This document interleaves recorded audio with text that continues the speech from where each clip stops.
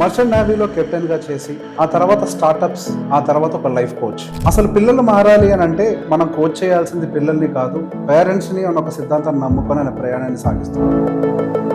Parents నాకు phone చేసేసి teenage boys girls ఉన్నారండి, కొంచెం కోచ్ చేయండి అంటే నేను అన్నాను మీ పిల్లలతో ఏం ప్రాబ్లం లేదండి మీకు.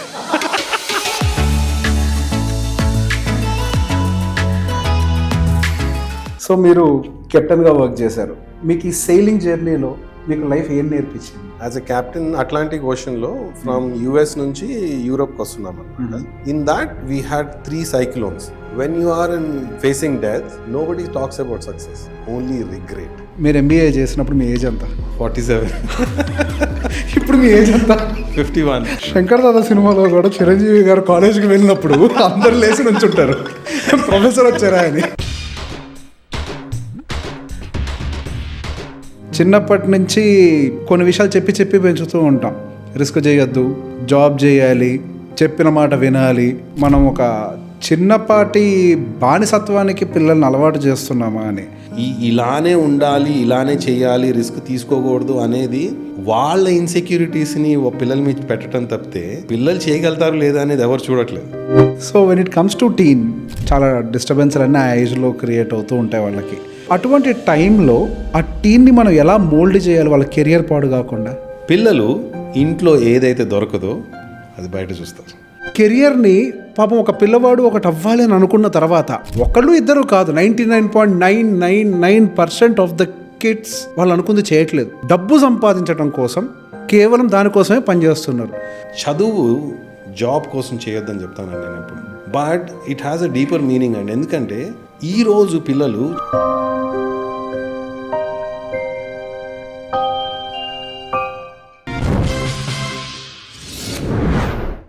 నమస్తే, నేను Revanth Chalamala.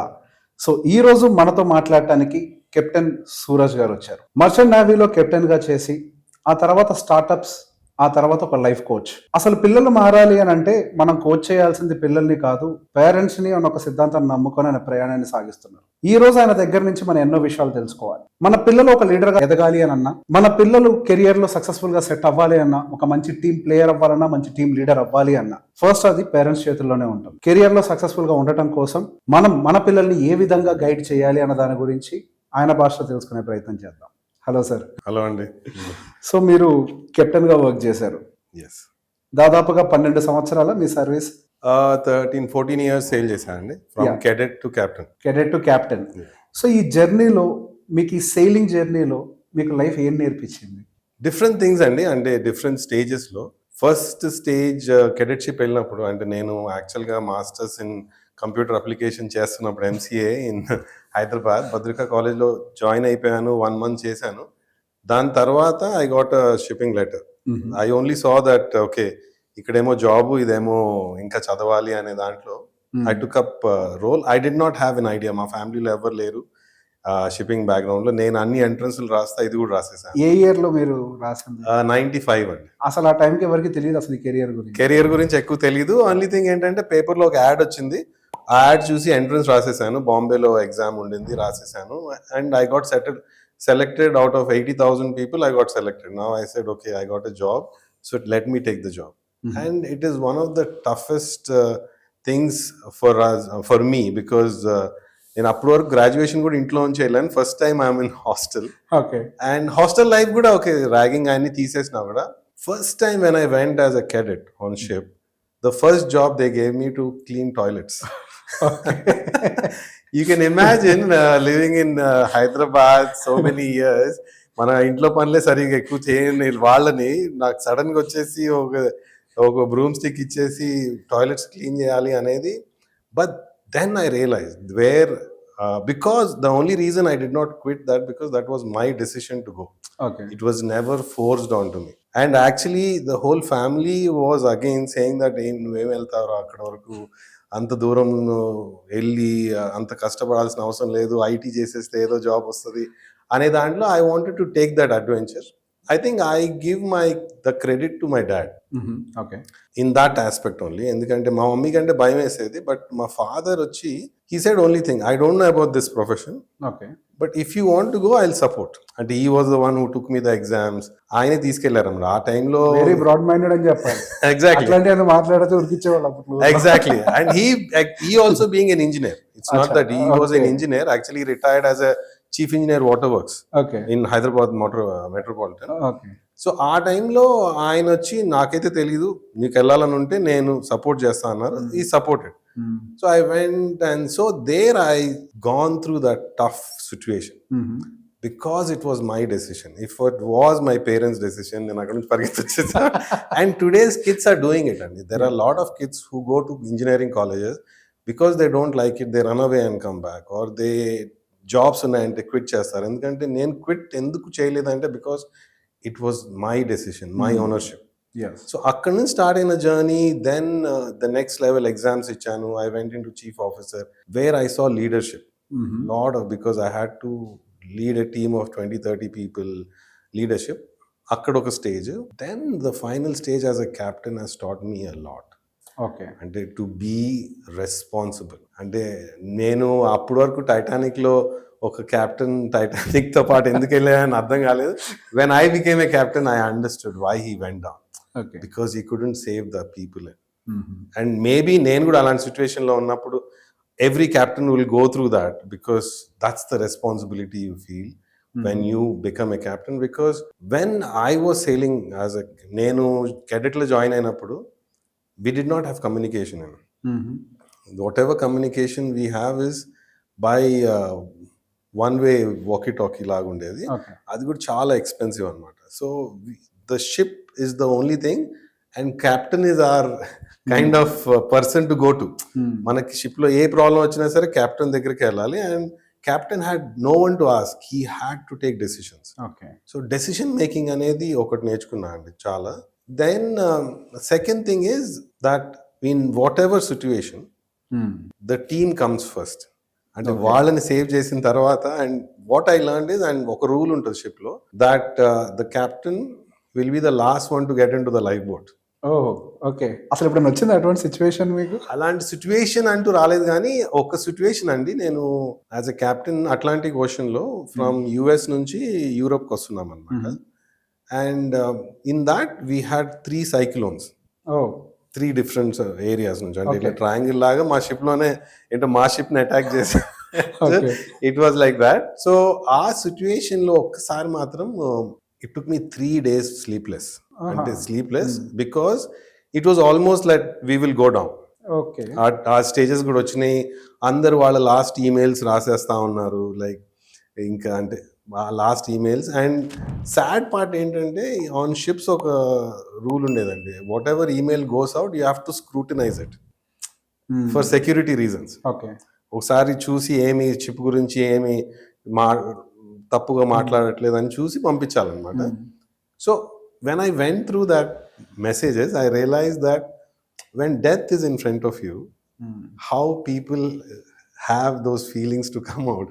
Ki me regrets బయటకు వస్తూ ఉంటాయి, మీరు చేయలేని problems. Because nobody at that stage wrote about what they had succeeded. Okay In those letters, they only wrote about what they regret. Okay That is the biggest lesson for me on that day. And అంటే మళ్ళీ ఈరోజు మీ దగ్గర కూర్చున్నా అంటే we got saved from that situation. We did not, but on the last day luckily అది subside అయిపోయి we came out of the situation. But 3 days ఎటు side తిప్పినా సరే ఒక సైక్లోన్ మా పక్కే వస్తూ ఉండింది అనమాట. So but what realization I have on that day is when you are in around death, facing death, nobody talks about success. Okay they only regret about family or career, everything.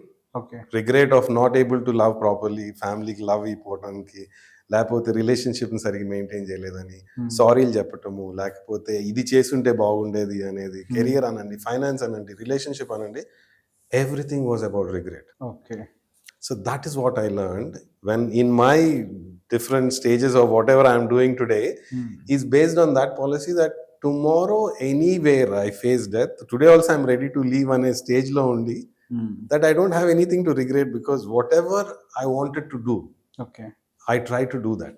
ఆ situation తర్వాత సహజంగా అటువంటి ఒక tough సిచ్యువేషన్కి వెళ్ళినప్పుడు మనలోనే చాలా మార్పులు వస్తాయి Exactly. Because we see lot of emotions, our brain goes to lot of pressure, exactly. ఒక ఎక్స్ట్రీమ్ కండిషన్ లో ఉంటాం.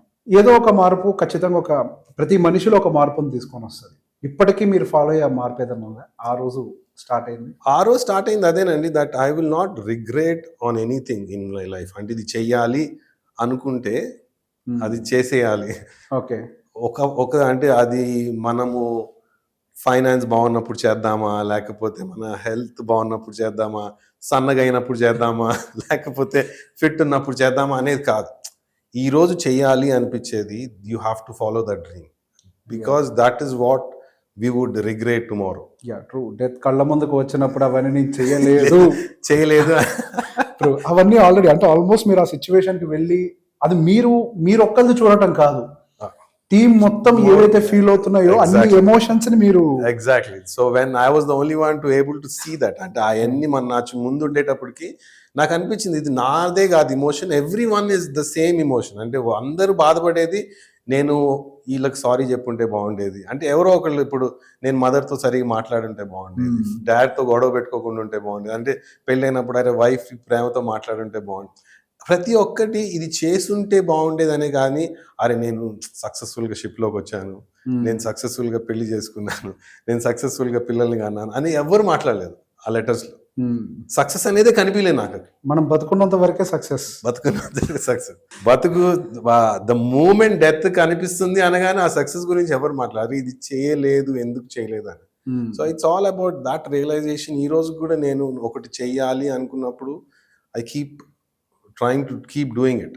ఇప్పుడు చేయాలి, ఇప్పుడు బుక్ రాయాలంటే లాస్ట్ ఇయర్ బుక్ రాయాలనిపించింది, లెట్స్ సే స్టార్ట్ రైటింగ్. అది ఎలా రాయాలి, ఎందుకు రాయాలి, ఎప్పుడు రాయాలి అనేది కాకుండా I started writing. First thing is the first step. Okay. Trying is more important than whether you succeed అని. అవుట్కమ్ అనేది నా ఇంపార్టెంట్ కాదండి. ట్రూ. yes. అవుట్కమ్ అనేది సక్సెస్ఫుల్ అవుద్దా లేదా అనేది I'm not talking about that. I'm not talking about success here. I'm talking about at least have you tried, because regret is not trying. yes, we have to try. Exactly. Yeah. మనం try చేయలేదు అనేది regret ఉంటుంది ఎప్పుడు. అవును. Try చేసి అయిపోతే ఇంకొకటి మేము నేర్చుకుంటాం. మీరు అలానే చాలా కూడా ట్రై చేశారు. Exactly.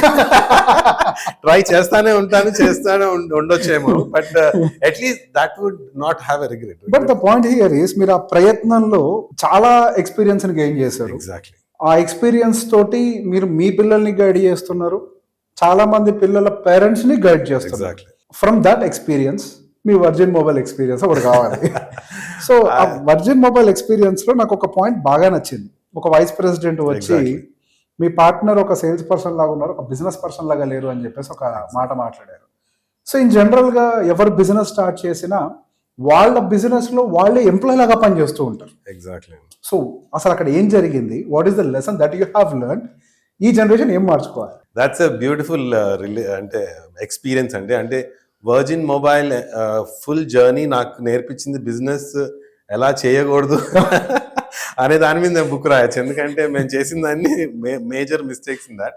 But one of the things you asked, అంటే మీరు అడిగిన దానికి జవాబు, దట్ మేము వర్జిన్ మొబైల్స్ తీసుకున్నప్పుడు there were 4 partners. One was actually, this idea was brought by one of another partner, ఒక పార్ట్నర్.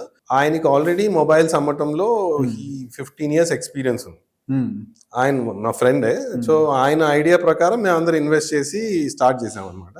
కుక్కట్పల్లిలో ఆఫీస్ ఉండేది. It's a huge thing. Invest చేసి పెట్టామన్నమాట. అండ్ బిజినెస్ బాగానే, అంటే జీరో నుంచి స్టార్ట్ చేసాము. And then the rotation was good. ఒక రోజు ఇట్లా వైస్ ప్రెసిడెంట్ వాళ్ళు, వర్జిన్ మొబైల్ మొత్తం sales team, vice president of sales, దాని తర్వాత ఆపరేషన్స్ వైస్ ప్రెసిడెంట్ అందరు వచ్చారు. ఒక రోజు ఫీల్డ్ ట్రిప్ లాగా, అంటే దే డూ ఒక్కొక్క డిస్ట్రిబ్యూటర్ దగ్గరికి వెళ్ళి వాళ్ళు ఎలా చేస్తున్నారని చూడటానికి. So your distributor of Hyderabad, distributor of Kukatpally to BHEL and ఇదంతా న్యూ ఓల్డ్, ఇదంతా సెంట్రల్ యూనివర్సిటీ వరకు ఉండేది అనమాట మా area. All this new Hyderabad అంతా మా దగ్గర ఉండేది. సో ఆ డిస్ట్రిబ్యూషన్ లో జస్ట్ మార్కెట్ ఎలా ఉంది, ఎలా చేస్తున్నారని చూడటానికి వచ్చారు. అండ్ నేను ఆయన అంటే జెల్ అవటానికి కారణం, నేను కెప్టెన్ గుండి ఆయన అంటే నేను ఫస్ట్ టైం ఒక కెప్టెన్ కలుస్తున్నా అండి, మీ ఎక్స్పీరియన్స్ ఏంటి అని. ఆ మొత్తం జర్నీలో మా పార్ట్నర్ ఏమో లోపల రీటైలర్స్తో కరెస్పాండ్ చేస్తూ ఉన్నారు, మేము బయట నుంచి మాట్లాడుతూ ఉన్నాం.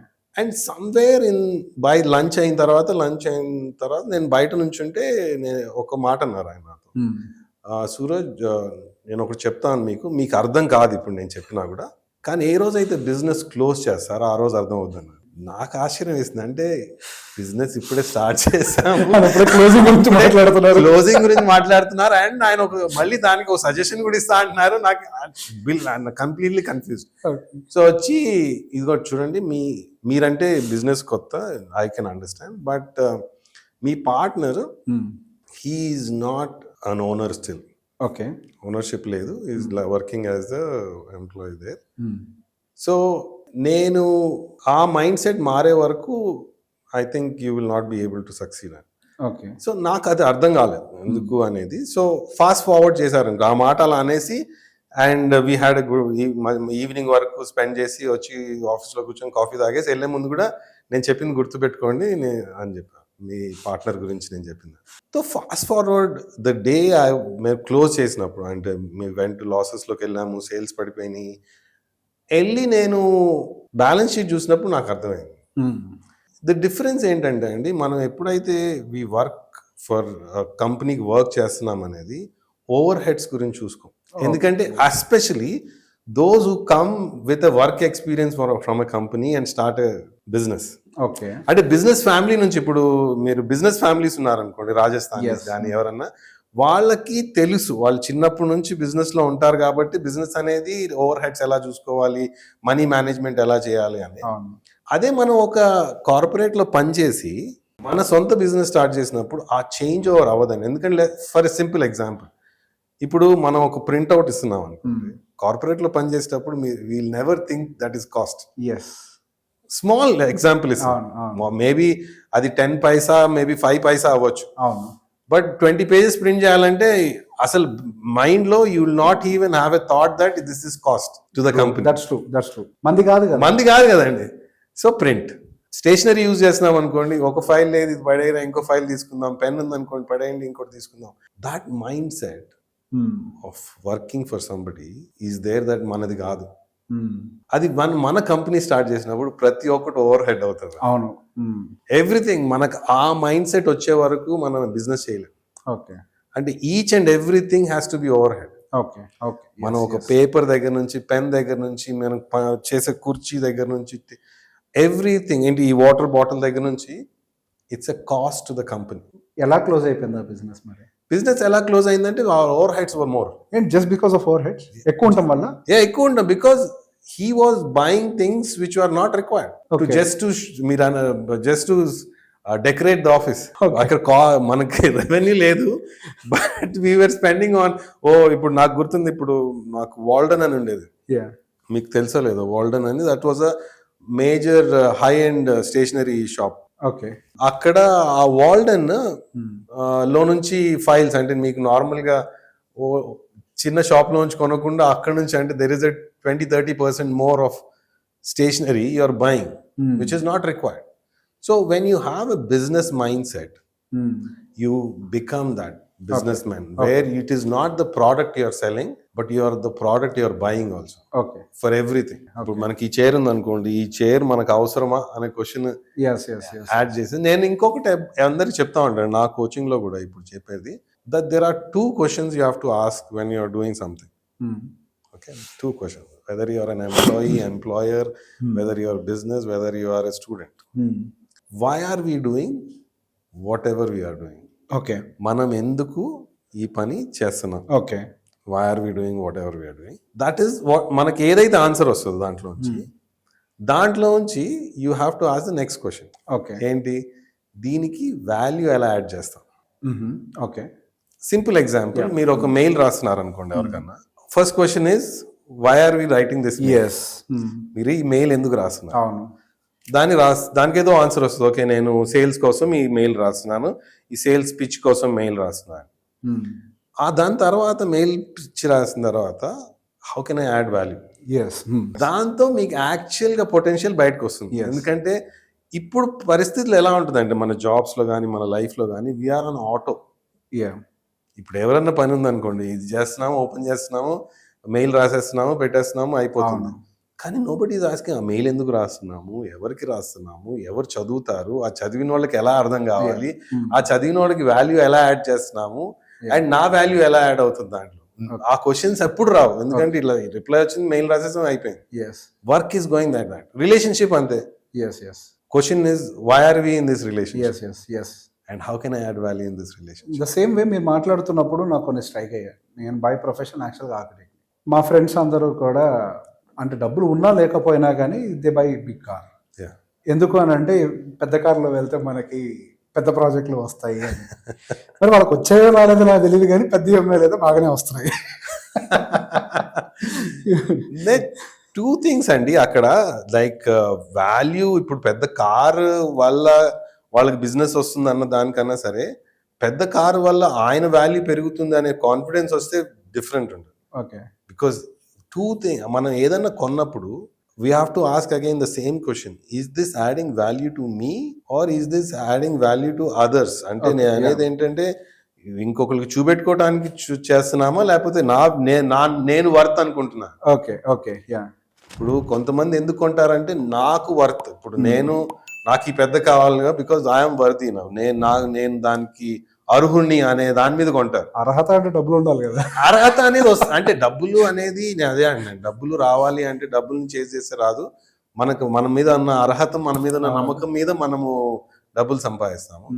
సో అర్హత ఉంది అనే దాంట్లో స్టార్ట్ అయితే పర్లేదు, కానీ దీంతో నా అర్హత వస్తుంది అనుకుంటే మాత్రం ఎగ్జాక్ట్లీ అది తప్పు. ఎందుకంటే మోస్ట్ ఆఫ్ ద పీపుల్ ఏంటంటే నేను ఇది కొంటే నాకు అర్హత ఉంటుంది, నన్ను బాగా చూస్తారు అనుకోవటం తప్పు. అది తప్పు. అది లోపల ఎప్పటి వరకు అయితే మనకు లేదు, బయట ఎంత యాడ్ చేసుకోండి. ఇప్పుడు మీరు ఈరోజు ఎన్ని డిగ్రీలు యాడ్ చేసినా సరే, మీరు ఇంజనీర్ తర్వాత మాస్టర్స్ చేసినా, ఇదంతా చేసినా నాలెడ్జ్ అనేది లేదనుకోండి, there is no point. So అందుకనే నేను ఎప్పుడు అంటున్నా, అర్హత మనకు ఉంది అనుకుంటున్నామా, దీని వల్ల అర్హత వస్తుంది అనే దాని మీద క్లారిటీ ఉండాలి. ఆ క్లారిటీ ఉండాలి. ఆ కార్ కొనాల్సింది దాని వల్ల కొనాలి. ఫస్ట్ మీరు కంప్యూటర్ సైన్స్ వైపు వెళ్ళారు, ఎంసీఏదో చేసే ప్రయత్నం. ఆ తర్వాత కెప్టెన్ అయ్యారు. ఆ తర్వాత స్టార్టప్ కంపెనీస్కి డైరెక్టర్స్గా వర్క్ చేశారు. వర్జిన్ మొబైల్ అయిపోయింది.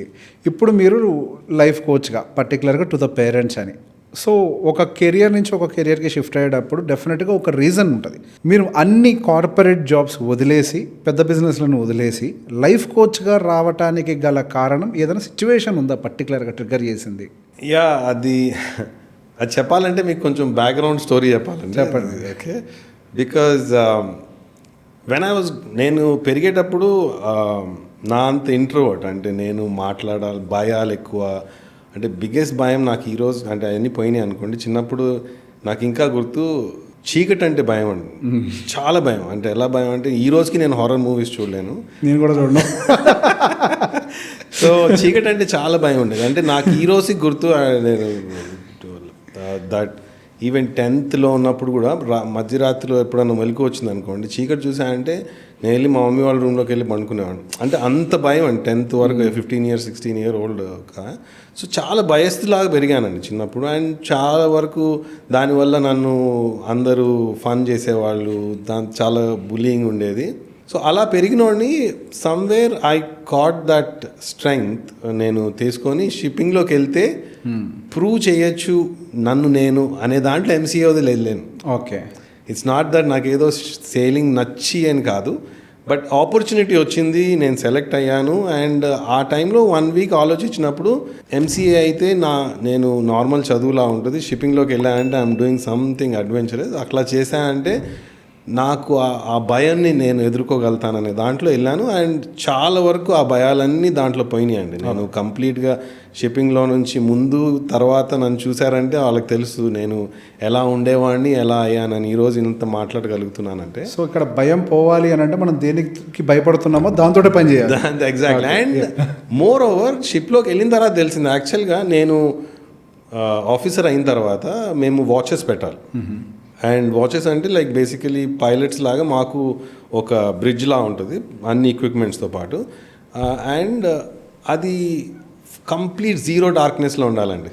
Okay, zero darkness. అంటే నైట్ డ్యూటీ చేసేటప్పుడు అంటే నా పక్కన కూడా ఎవరైనా నుంచుంటే నాకు తెలియదు అనమాట, అంత డార్క్నెస్లో ఉండాలి. ఎందుకంటే సీలో ఇంత చిన్న లైట్, అంటే ఒక చిన్న బోట్లో ఒక లైట్ వచ్చినా కూడా మాకు కనిపించాలన్నమాట. ఎందుకంటే చిన్న బోట్స్ ఉంటాయి కానీ ఫిషింగ్ బోట్స్, ఆ బోట్స్ కనిపించాలంటే మనకు చీకట్లో ఉండాలి, అప్పుడు మనకు ఆ లైట్ కనిపిస్తుంది. సో దానికని ఏం చేస్తామంటే మొత్తం కర్టన్స్ వేసేసి చిమ్మ చీకటి చేసేస్తాం అనమాట. నేను ఫస్ట్ టైం వెళ్ళినప్పుడు అంటే అన్నిటికంటే భయమైన చీకటి అనేది భయము. నా జాబ్లో నేను చీకట్లో నుంచోవాల్సి వచ్చేది 4 గంటలు. ప్రతిరోజు నైట్ డ్యూటీ 4 hours ఉండేది. 4 hours ఇలా బిగబట్టుకొని ఉండేవాడిని, పక్కన ఎవరు ఉన్నారా, ఎవరన్నా వస్తారా అని. బట్ ఆ భయాల నుంచి బయటకు వచ్చాను. అంటే మనం ఫేస్ చేసినప్పుడే మీరు అన్నట్టు. బట్ అవన్నీ జరిగిన తర్వాత క్యాప్టెన్ అయ్యాను. దెన్ కార్పొరేట్ జాబ్స్లో చేశాను, షిప్పింగ్ కార్పొరేట్లో కమర్షియల్ ఆపరేషన్లో, లైక్ మలేషియాలో 4 years చేశాను, దుబాయ్లో 8 years చేశాను. కానీ ఒక దుబాయ్లో చేసేటప్పుడు ఒక నా బాస్ అందరం ఒకే ఫ్లోర్లో కూర్చునేవాళ్ళం అనమాట. కూర్చున్నప్పుడు నేను ఒక మెయిల్ పంపించాను. మెయిల్ పంపించిన తర్వాత మా బాస్ చూసి ఏ कैसा मेल भेज दिया तूने అంటే ఎట్లా అంటే సర్కాస్టిక్, ఏ कैसा मेल भेज दिया, 3rd grader जैसा लग रहा है అంటే నాకు ఆ టైంలో నవ్వేసి వదిలేశాడు. బట్ సమ్వేర్ నాకు ఈరోజు నేను మీకు అనలైజ్ చేసి చెప్తున్నాను ఆ రోజు అలా జరిగింది అని. నాకు తెలియదు అది జరిగిందని. నేను నవ్వి కూర్చున్నాను, ఇద్దరం నవ్వుకున్నాము. టీకే సాబ్ మే దూసరా భేజ్ దేతాం అని. అంటే వెరీ గుడ్ ఫ్రెండ్. బాస్ అంటే అలా కాదు, మేము రోజు కూర్చొని మాట్లాడుకుంటాం అలా. ఆ రోజు ఎందుకో ఆయన కోపంలో ఉన్నాడు, ఏదో ఈమెయిల్ సరిగా వెళ్ళలేదు ఆయన చెప్పాడు, అండ్ నేను నవ్వుకొని కూర్చున్నాం. కానీ ఆ రోజు ఎక్కడో నేను వేసుకున్న ఆ మాస్క్, ఆ స్ట్రెంగ్త్ మాస్క్ పడిపోయింది. ఓకే. అండ్ ఆ రోజు నుంచి నాకు మళ్ళీ ఆ డౌట్స్ వచ్చినాయి, నేను చేయగలుగుతానా, చేయలేనా, నాకు ఈ భయము. ఏ అయితే భయాల నుంచి నేను బయటకు వచ్చాను, ఎందుకంటే భయాల్ని నేను రిజాల్వ్ చేయలేదండి. ఓకే, దాచిపెట్టారు, భయాల్ని దాచేసాను. And most of the people అందరు చేసేది అదే. ఇప్పుడు ఏం చేస్తారంటే భయాల్ని దాచేస్తారు, దాచేసి దాన్ని కవర్ చేయడానికి వేరే విధంగా, అంటే క్వాలిఫికేషన్ వైజ్ కానీ, లేకపోతే కార్లు కొనుక్కోవటం కల్లా కానీ, లేకపోతే డ్రెస్సులు మంచిగా వేసుకోవడం వల్ల ఏదో ఒక విధంగా వాళ్ళ భయాల్ని దాచుకోవటానికి చేస్తూ ఉంటారు. అంటే నాకు క్యాప్టెన్ అవటం వల్ల ఆ భయం నేను పెట్టేసుకున్న దాచి. బట్ ఈ కమెంట్ వల్ల ఎక్కడో ఆ భయాలు మళ్ళీ వచ్చేసింది. అండ్ ఫర్ 2-3 years, 3 ఏళ్ళు, అంటే 2017 నుంచి 19-20 వరకు, కోవిడ్కి ముందు వరకు కూడా నేను లిటరలీ ఆ భయంతోనే బతికానండి. అంటే ఈరోజు జాబ్ వెళ్ళిపోతుంది, నేనేం చేయలేను, నాకేం రాదు, అండ్ భయంగానే బతికేవాడిని. ఏ రోజు జాబ్ వెళ్ళిపోతుంది, ఫ్యామిలీని కూడా షిఫ్ట్ చేసేసాను దుబాయ్ నుంచి, నేను జాబ్ పోతుంది ఈరోజు అనేసి. కానీ 2020లో నేను ఒక కోచ్ని కలిసాను, ట్రాన్స్ఫర్మేషనల్ కోచ్ని, అండ్ ఈ చేంజ్డ్ మీ కంప్లీట్లీ. ఆ యాంగ్జైటీస్ నుంచి, ఆ పానిక్ అటాక్స్ నుంచి రియలైజ్ చేయించాడు లైఫ్ అంటే ఏంటి అనేది. నేను లైక్ చేసి నేను సర్టిఫికేషన్ చేసుకున్నాను అనమాట 2020లో. 2020 జస్ట్ కోవిడ్ ముందే నేను సర్టిఫికేషన్ అన్నీ చదవటం అంతా స్టార్ట్ చేశాను అనమాట, లైఫ్ కోచింగ్ గురించి అంతా. 2020 వచ్చేసింది. లక్కీగా నేను ఆ 6 months దుబాయ్లో స్టక్ అయిపోయాను, ఫ్లయింగ్ లేకపోతే. ఆల్మోస్ట్ మార్చ్ నుంచి జూలై వరకు ఫ్యామిలీ ఇక్కడ ఉండేది, నేను అక్కడ. అండ్ నేను ఆ ట్రాన్స్ఫర్మేషన్ అవ్వకపోయింటే COVID would have been very difficult. Okay. అది నన్ను ఇంకెక్కడో తీసుకెళ్ళిపోయేది అనమాట, ఆ లోన్లీనెస్ అనేది. బట్ నేను ట్రాన్స్ఫార్మ్ అయ్యాను కాబట్టి సొంతగా ఒక్కడిని ఉన్నా కూడా నేను హ్యాపీగా ఉండగలుగుతానని నేర్చుకున్నాను. కాబట్టి ఈరోజు it doesn't matter, I'm fulfilled by my self. యాక్చువల్గా మనం ఐడెంటిఫై చేసుకోవాలంటే ఒకళ్ళే ఉండాలి, అప్పుడే యాక్చువల్గా తెలుస్తుంది. అండ్ అది తెలుసుకున్న తర్వాత అప్పుడు నా జర్నీ స్టార్ట్ అయిందండి. 2020 నుంచి నేను డిఫరెంట్ మొడాలిటీస్, అంటే అది ఇన్నర్ ఇంజనీరింగ్ సద్గురు గారిదనండి అది చేశాను, లైక్ ఇంకా దుబాయ్లో ఫ్యామిలీ కన్సల్టేషన్ అని లాట్ ఆఫ్ థింగ్స్ నేను నేర్చుకుంటా ఉన్నాను 20 years నుంచి. దాని తర్వాత MBA వచ్చింది. దెన్ లాస్ట్ ఇయర్ సమ్వేర్, అంటే ఇది ఆల్ హ్యాపెండ్ సేమ్ టైం. జాన్లో one of my very old friend, అంటే కాలనీ ఫ్రెండ్ అనమాట, నాకంటే 10 ఏళ్ళకి చిన్నోళ్ళు, కానీ మేమంతా కాలనీలో పెరిగిన వాళ్ళము, సడన్గా సూసైడ్ చేసుకున్నాడు జాన్లో. అప్పుడు నేను ఇంకా ఆ స్టార్టప్లో ఉన్నాను, 2024 స్టార్టింగ్లో అనమాట, జాన్లో. అప్పటికి నేను కోచింగ్ చేస్తున్నాను, బట్ సైడ్ లైన్లో హెల్ప్ చేస్తూ ఉండేవాడిని అనమాట పీపుల్ని. ఆ అబ్బాయి సూసైడ్ చేసుకున్నప్పుడు నాకు అర్థం కాలేదండి ఫస్ట్ టైం. అంటే నా ఫ్రెండ్, అంటే 2 పిల్లలు తండ్రి, వర్క్లో ఉన్నాడు ఐటీ కంపెనీలో, వైఫ్ వర్క్లో ఉన్నారు, కానీ సడన్గా సూసైడ్ ఆయన చేసుకోవడం వాజ్ నాట్ సర్ప్రైజ్. అంటే దానికంటే ఎక్కువ సర్ప్రైజ్ ఏంటంటే వాళ్ళ ఫ్రెండ్స్ని ఎప్పుడైతే నా ఫ్రెండ్స్ని అందరిని కనుక్కున్నాను ఫోన్ చేసి ఏమైంది ఎందుకు సూసైడ్ చేసుకున్నారు అంటే మాకు తెలియదు ఎందుకంటే 1 వీక్ బ్యాక్ మా అందరం కూర్చొని వీ హ్యాడ్ ఎ పార్టీ దాంట్లో కూడా ఏం చెప్పలేదురా అంత నార్మలే అనిపించిందండి. అక్కడ నాకు తట్టిందండి. చాలామంది వాళ్ళ ఇమోషన్స్ని సప్రెస్ చేసుకొని అండ్ హ్యాండిల్ ఎలా చేయాలో తెలియట్లేదు. అప్పుడు నేను I decided okay now I need to put what ever నేను ఏదైతే అచీవ్ చేశానో కోచింగ్లో నుంచి లైఫ్ అండర్స్టాండ్ చేసుకోవటం అవన్నీ నేను ఇప్పుడు ఇయ్యగలిగే స్టేజ్లో ఉన్నాను, నేను అర్థం చేసుకునే స్టేజ్లో ఉన్నాను. అండ్ పేరెంటింగ్ ఎందుకు అంటారంటే పేరెంటింగ్ కోచింగ్ ఎందుకు ఇంపార్టెంట్ అంటే the biggest challenge today is home is not a safe place అండి. Okay, emotionally okay. When I say not a safe space emotionally అంటే ఒక పిల్లలకి వాళ్ళు ఫెయిల్ అయినందుకు బాధ ఉండదండి, ఫెయిల్ అయింది చెప్పుకోలేకపోవడంలో బాధ ఎక్కువ ఉంటుంది. అవును, అది నిజం. ఆ బాధతో కుంగిపోతారు. మీరు ఆ మాట చెప్తుంటే మీ ఫ్రెండ్ గురించి, that's what even I have gone through one of my life experience. Engineering complete అయింది మా ఫ్రెండ్కి, నేను ఆర్కిటెక్చర్, తన ఇంజనీరింగ్ కంప్లీట్ అయింది. ఒక సబ్జెక్ట్ మిగిలిపోయింది.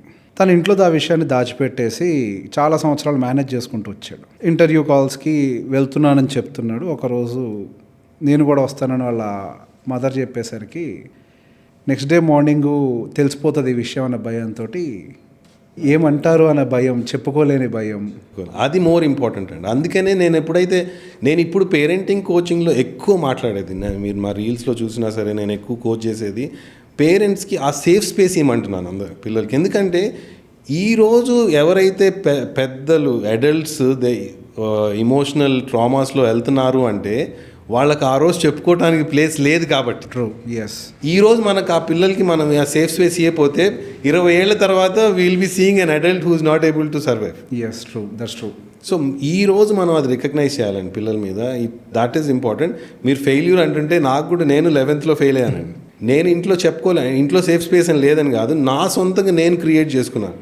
నేను చెప్తే ఏమనుకుంటారు అనేసి అది చెప్పలేక ఒక 3 రోజులు ఇంట్లోంచి వెళ్ళిపోయి 3 రోజుల తర్వాత వచ్చి అవన్నీ చాలా స్టోరీ అయింది. అంటే లక్కీగా నేనేం మేజర్ యాక్షన్ తీసుకోలేదు, బట్ నాకు కూడా అక్కడ వచ్చిన తర్వాత I wore that strong mask. ఇంకా నన్ను ఎవరు బ్రేక్ చేయడానికి లేదు. The point here is simple sir. Fail అయితే తిడతారు, ఫెయిల్ అయితే కొడతారు.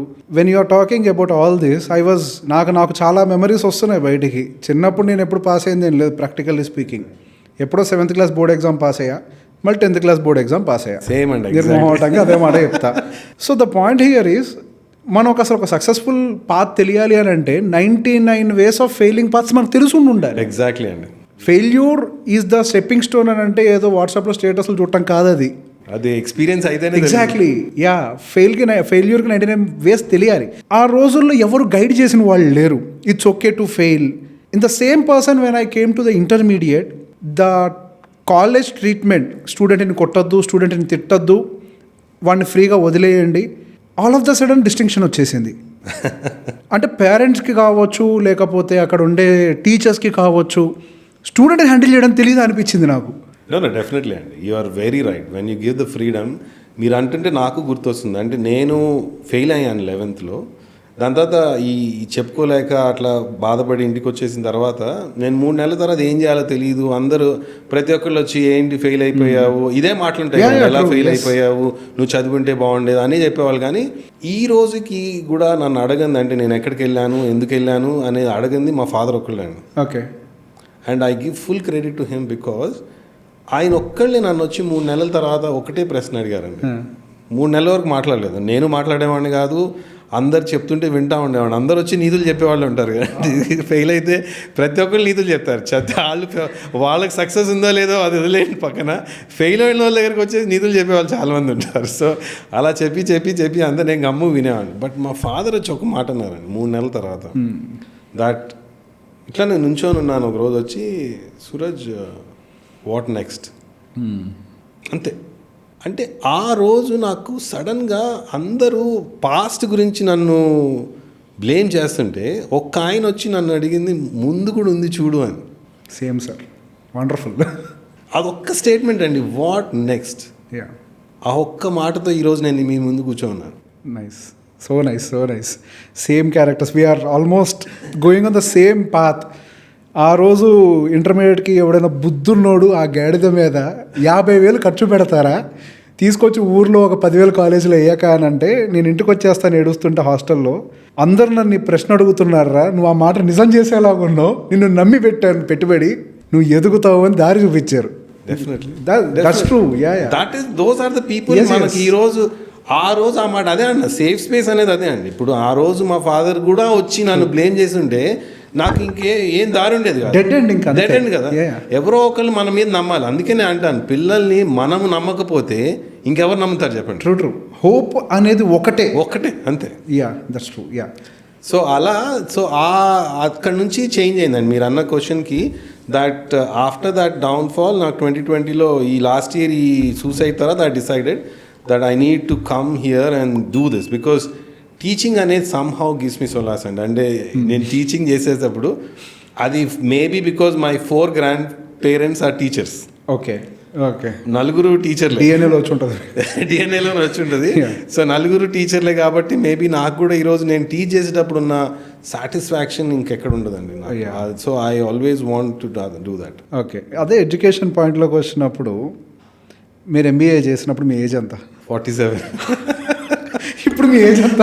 51. ఇప్పుడు మీరు ఎంబీఏ చేసే టైంకి మీ పిల్లలు ఏం చేస్తున్నారు? నేను ఎంబీఏ చేసేటప్పటికి మా పిల్లలు అంటే ఒక అబ్బాయి 9th ఉన్నాడు, 8th, ఇంకొక అబ్బాయి ఇంటర్ అయిపోయింది. ఇంటర్ అయిపోయి జర్మనీకి కూడా వెళ్ళిపోయినాడు. ఓకే, సో పిల్లలు అప్పుడు చదువుకుంటూనే ఉన్నారు. ఇద్దరు చదువుకుంటారు. అదే టైంలో మీరు మీ పిల్లలు లంచ్ బాక్స్ పట్టుకొని కాలేజ్కి వెళ్ళేటప్పుడు అప్పుడు మీకేం అనిపించలేదా? ఫీలింగ్ ఏంటి, నేను ఇప్పుడు చదువుతున్నాను, అసలు ఎందుకు అంత అవసరం వచ్చింది ఆ ఏజ్లో, at the age of 47 or 48 MBA? That is also a good question అండి. ఎందుకంటే that also has a background story, because everything is about our stories only. మనం ఒక పని చేసాము అంటే ఎందుకు చేసాము అనేది బ్యాక్ ట్రాక్ చేసే కానీ తెలియదు మనకి. బికాస్ నేను ఎప్పుడైతే ఎంసీఏ వదిలేసాను చూడండి, ఐ ఆల్వేస్ హ్యాడ్ దట్, నాకు మాస్టర్స్ చేయలేక, అంటే ఎంత నేను క్యాప్టెన్ అయినా కూడా మాస్టర్స్ డిగ్రీ చేయలేదు అనేది ఎప్పుడు ఉండేది నాకు. అండ్ దానికి నేను ఫుల్ టైం ఎప్పుడో చేయాలనుకుని ధైర్యం చాలా. ఎందుకంటే అగైన్ నేను చదువు రాక కాదు, చదువు మీద ఇంట్రెస్ట్ లేక ఫెయిల్ అయ్యాను అనుకోండి. ఎందుకంటే నేను యాక్చువల్ షిప్పింగ్కి వెళ్ళినప్పుడు where I failed in 11th, నేను షిప్పింగ్లోకి వెళ్ళిన తర్వాత నేను యాక్చువల్ షిప్పింగ్లో చదువు ఉండదని వెళ్ళాను కానీ అక్కడ ఎక్కువ చదివాను. ఎందుకంటే shipping exams 90% mark is the passing percentage. 90 100కి 90 is the 90. Okay, passing mark is 90%. Okay, అంటే మీకు ఇంకా ఛాన్సే లేదు. ఇప్పుడు 90% ఈజ్ మినిమం. ఓకే, సో అలా చదవాల్సి వచ్చేది, మాకు ఇంకా ఛాన్సే లేదనమాట. అక్కడ అంత చదివాము. బట్ ఈయన కూడా నాకు ఎంబీఏ చేసే ధైర్యం ఉండేది కాదనమాట. ఓకే, సో ఎప్పుడైతే ఈ కోచింగ్ అంతా అయిపోయింది, నన్ను నేను అర్థం చేసుకున్నా, నాకున్న ధైర్యము, ఒకరోజు ఇలా ఆఫీస్లో కూర్చొని, అండ్ 2017లో నేను యాక్చువల్గా నేను ఏదైతే హాల్ట్లో ఎంబీఏ చేశానో అక్కడ ఆల్రెడీ నాకు ఇదే నేను మీకు చెప్పాను చూడండి, ఆ ఫేజ్ ఆఫ్ డౌట్ అదంతా ఉన్నప్పుడు నా ఎబిలిటీ ఉందా లేదా, నన్ను ఎవరైనా యాక్సెప్ట్ చేస్తారా లేదా, ఒక కాలేజ్లో నాకు అంత వాల్యూ ఉందా అనే టెస్ట్ చేయడానికి నేను వెళ్ళి అప్లై చేశానండి. ఓకే, ఎంబీఏ కాలేజ్లో, అది కూడా హాల్ట్ బాస్టన్ అని దుబాయ్లో ఒక క్యాంపస్ ఉంటే దాంట్లో వెళ్ళి అప్లై చేశాను. And luckily they gave me 40% scholarship. Okay, 40% scholarship ఇచ్చారు అండ్ ఇమీడియట్లీ సీట్ ఇచ్చారు. కానీ జస్ట్ బికాజ్ నేను ట్రై చేశాను కాబట్టి అట్లీస్ట్ నాకు యాక్సెప్ట్ చేస్తున్నారనే సాటిస్ఫాక్షన్ వచ్చింది, కానీ ధైర్యం చాలేదు చేయడానికి. ఓకే, సో నేను మర్చిపోయాను దాని గురించి. దాని తర్వాత 2017, 18 అయిపోయింది, 19 అయిపోయింది, కోవిడ్ వచ్చింది, 2021 వచ్చేసింది. ఒకరోజు, and this is all again అండి, నేను బికాజ్ ఈ స్టోరీ చెప్పడం వల్ల మీకు అర్థమవుతుందంటే నేను ఎందుకు చేశాను అనేది. ఒకరోజు ఆఫీస్లో కూర్చోన్నాను అండ్ నేను ఇంకొక కొలీగ్ ఉన్నాడు. నేను ఎంట్రన్స్కి దగ్గర కూర్చుంటాను, కొలీగ్ ఇలా నడుస్తా నా దగ్గరకు వచ్చి కూర్చున్నాడు. కూర్చొని బెంగాలీ కొలీగ్ అనమాట. కూర్చొని కెప్టెన్ సాబ్ కుచ్ బతాయియే ఆగే బడ్నేకి లియే క్యా కర్నా హై. నేను మాకు తెలుసుగా అండి, ఎవరికైనా ఏదైనా సజెషన్ ఇవ్వాలంటే చెప్తే నేను మళ్ళీ ధైర్యంగా क्या है सर MBA कर लीजिए एक एग्जीक्यूटिव MBA कर लीजिए అని చెప్పాను అనమాట. అండ్ చెప్పి నా స్టోరీ చెప్పడం స్టార్ట్ చేశాను. నేను అప్లై చేశాను, నాకు వచ్చింది సీటు 40% ఇది వచ్చిందంటే ఆయన సింపుల్గా ఒక క్వశ్చన్ వేశారు, ఆప్ని క్యూ నై కియా ఆప్ని క్యూ నై కియా అంటే అప్పుడు స్ట్రైక్ అయిందండి నాకు. ఆయన అన్న ఆ మాట అప్పుడు నాకు నా మీద అరే ఒకళ్ళు వచ్చి నువ్వేదో చెప్తున్నావు, నువ్వు చేసావా ఫస్ట్ అన్నప్పుడు దెన్ నేను లిటరలీ అండి నువ్వు ఉన్న సీట్లోనే అదే సీట్లో కూర్చున్నాను, ఇంతో మాట్లాడుతున్నాను, ఇట్లా టర్న్ చేసి I search for the mail, ఎందుకంటే ఆఫీస్లో కూర్చోన్నాను కదా, లాస్ట్ మెయిల్ చెక్ చేసి వాళ్ళకి మెసేజ్ పంపించాను, I'm interested, is my application valid and is the scholarship valid అని ఒక మెయిల్ పంపిస్తే నెక్స్ట్ డే మార్నింగ్ రిప్లై వచ్చింది, you are really lucky, application is valid for 4 years అని. అది సెప్టెంబర్ అండి, October 1st నుంచి స్టార్ట్ అవుతుంది. If you want to join will give you scholarship and also the seat is there for you. Okay, I said this is the same and join అయిపోయాను. మీరు అన్నట్టు was it difficult? Very difficult అండి, because నేను 30 years తర్వాత కాలేజ్కి వెళ్ళాను and 60 people క్లాస్మేట్స్లో we were 5 Indians, మిగిలినంత మల్టీ కల్చర్ అంటే ఎక్కడెక్కడి నుంచో ఉన్నారనమాట క్లాస్ రూమ్లో. మోర్ దెన్ దాట్ ఛాలెంజ్, నేను చదివేటప్పుడు 90sలో మా సింపుల్స్ ఫండా అండి, బట్టి కొట్టాలి, క్వశ్చన్ ఉంటుంది, ఆన్సర్ ఉంటుంది, ఆన్సర్ చదివి ఆన్సర్ రాస్తే మార్క్స్ వస్తాయి, ఆ ఆన్సర్లో కొంచెం కూడా తేడా ఉందంటే మార్క్స్ తగ్గిపోతాయి. అది నేర్చుకున్నాం మేము. So literally by heart is the only way we learn. నేను వెళ్ళాను, ఏది టెక్స్ట్ బుక్ అంటే టెక్స్ట్ బుక్ లేదు, first of all they don't text book లేదు, ఆన్సరా లేదు, ఆన్సర్ కూడా ఎక్కడి నుంచి కాపీ చేయకూడదు, బికాజ్ ప్లేజరిజం అనేది లైక్ యూ కెనాట్ 3 words కంటే ఎక్కువ ఉండకూడదు ఒక సెంటెన్స్లో, 3 words కంటే ఎక్కువ anywhere in the web. Okay, వెబ్లో ఎక్కడన్నా సరే అలాంటి ఫార్మేషన్ ఉంటే they will mark it as copy. So అంత ఒరిజినల్ ఉండాలి. నాకు అసలు ఏం అర్థం కావట్లేదు. ఫస్ట్ మాడ్యూల్ అయితే I got a D grade అంటే 40% పాస్ అనమాట. అంటే ఆ దాంట్లో మిగిలిన వాళ్ళందరికీ ఏంటంటే వాళ్ళు నేను 47, I was the oldest in the class, మిగిలినంతా 30. ఇప్పుడు మీరు మాట్లాడుతుంటే నాకు ఒకటి గుర్తొచ్చింది. మీరు 47 వయసుకి వెళ్ళారు.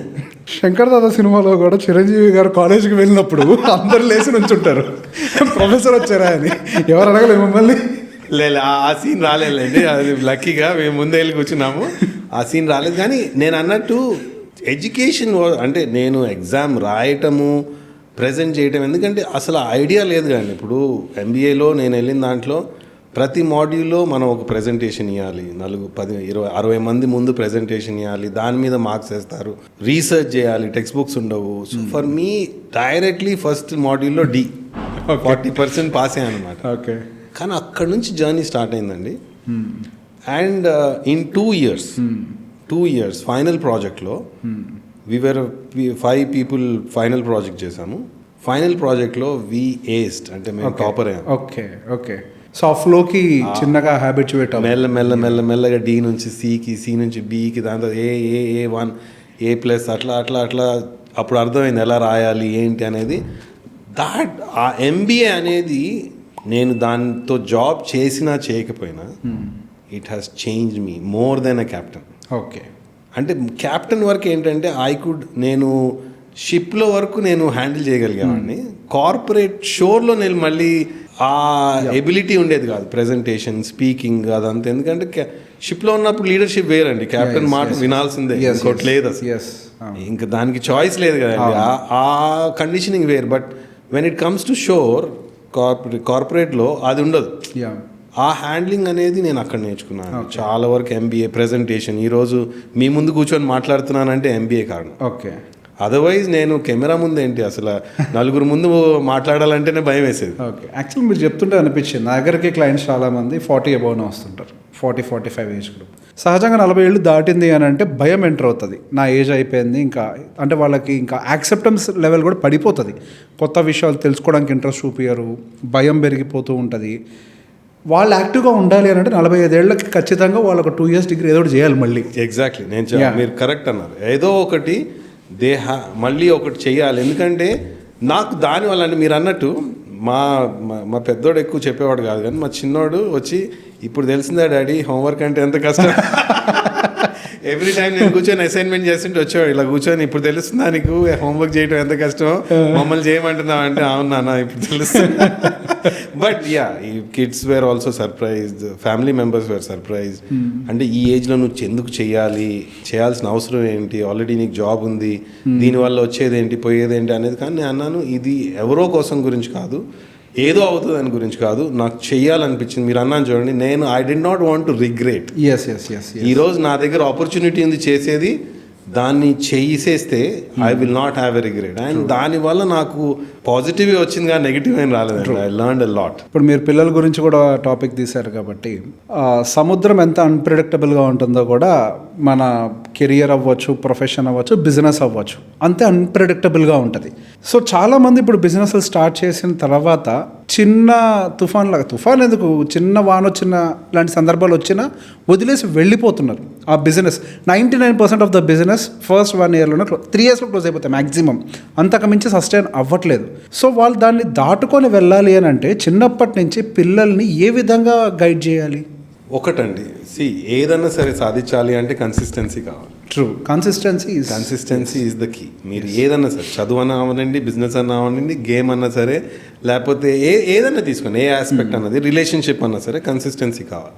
బట్ ఆ కన్సిస్టెన్సీ అనేది ఓనర్షిప్తో కూడా కావాలండి. బట్ ఈరోజు మన పేరెంటింగ్లో పిల్లలకి ఆ ఫ్రీడమ్ లేదండి, ఓనర్షిప్ తీసుకునే ఫ్రీడమ్ లేదు. ఎందుకంటే పేరెంట్స్ వాళ్ళ ఓనర్స్ అనుకుంటున్నారు, parents are taking the ownership. వాళ్ళు ఓనర్స్ అనుకొని పిల్లల డెసిషన్స్ అని వాళ్ళు తీసుకుంటున్నారు. అవును, మీకు ఒక ఎగ్జాంపుల్ ఇస్తాను. యాక్చువల్గా నేను ఎప్పుడు ఇస్తూ ఉంటాను పేరెంట్స్కి, మీకు ఇప్పుడు ఇస్తాను ఎందుకంటే ఈ టాపిక్ వచ్చింది కాబట్టి. 2 ways ఆఫ్ పేరెంటింగ్ అండి. ఫస్ట్ ఆఫ్ ఆల్, ఎవరైతే పేరెంట్స్ ఇక్కడ వింటున్నారో పిల్లలకి మనం ఓనర్స్ కాదు. అవును, ఫస్ట్ థింగ్ అందరు అర్థం చేసుకోవాల్సిందండి. ఎందుకంటే ఎప్పుడైతే ఓనర్షిప్ తీసుకుంటామో, లెట్స్ సే మనకి సొంత ఇల్లు ఉందనుకోండి, సొంత ఇల్లు ఉందంటే ఏం చేస్తారు, ప్రతిసారి ఆలోచించి ఈ కిచెన్ ఇలా ఉందా కొంచెం మార్చేద్దాం, ఈ బెడ్రూమ్లో కబోర్డ్ మార్చేద్దాం, లేకపోతే ఈ హాల్ని కొంచెం డివైడ్ చేద్దాము, లేకపోతే ఇక్కడ టైల్స్ మార్చేద్దాం.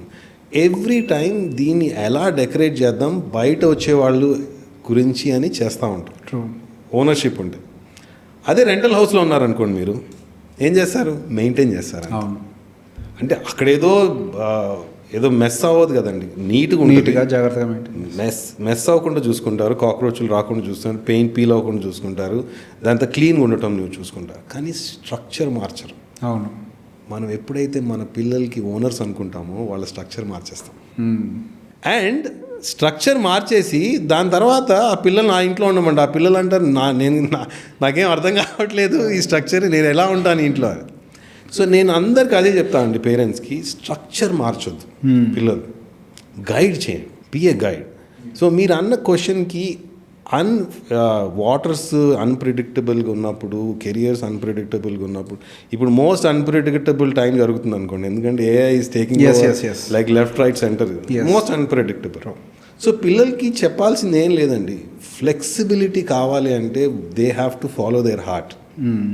వాళ్ళ లైఫ్ ఓనర్షిప్ వాళ్ళకి ఇవ్వాలి. Exactly, even I was telling to my wife on the same thing. We're just the facilitators.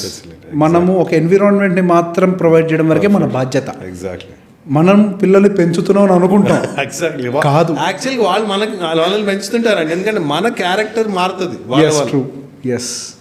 They actually teachers. And I will give you a big example. నేను మా పెద్దోడు పుట్టే వరకు, మా first son, and I was not in to that way of living there. Okay, save చేసేసుకోవాలి ఉండేది, investments చేసేవాడిని, కానీ not in to that big thing. పేరెంట్స్తో ఉండేవాళ్ళము, ఫాదర్ కార్ ఉండేది, నడిపేవాడిని. నేను సేలింగ్ చేస్తున్నా కదా, కార్ ఎందుకు కొంటాము, ఒక కార్ చాలు కదా ఇంట్లో, సేమ్ ఇంట్లో ఉంటున్నామని.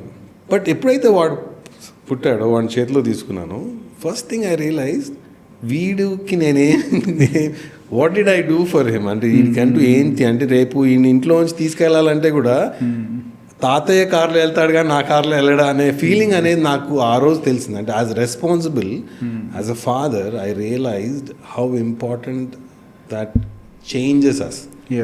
నేను ఆ హాస్పిటల్లో 4 రోజుల్లో వెళ్ళి కారు కొని ఆ కార్లో తీసుకెళ్ళాను.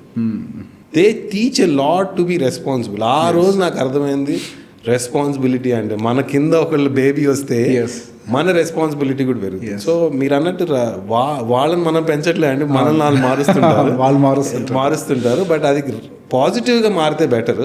సో ఫ్లెక్సిబుల్గా పెంచాలండి ఈరోజు పిల్లల్ని. వాళ్ళ ఓన్ లైఫ్ని ఓనర్షిప్ తీసుకొని అండ్ ఫ్లెక్సిబుల్గా ఉండటం నేర్పించాలి. ఒక రిజిట్లో నేర్పించాం అనుకోండి, లైక్ ఇలానే ఉండాలి, ఇలానే చెయ్యాలి, నువ్వు ఇది చేయగలుగుతావు, ఇది చెయ్యలేవు, ఇలానే చెయ్యొచ్చు, ఇలా చేయకూడదు అని నేర్పిస్తాం చూడండి, రిజిడ్గా ఉండటము. అప్పుడు ఆ ఓపెన్ వాటర్స్లో ఎటు వెళ్ళాలో తెలియదు. అట్ ద సేమ్ టైం మీరు అన్నట్టు అలా అని చెప్పేసి మేము ఒకవేళ ఒక వాయిస్ స్టార్ట్ చేస్తున్నాం అనుకోండి as a captain, it's not that ఇప్పుడు నుంచి వైజాగ్ నుంచి యూఎస్ వెళ్ళాలి అంటే నేను అసలే యాంకర్ తీయండి వెళ్ళిపోదాం అని కాదు. దానికి ఒక పెద్ద ప్లాన్ ఉంటుంది.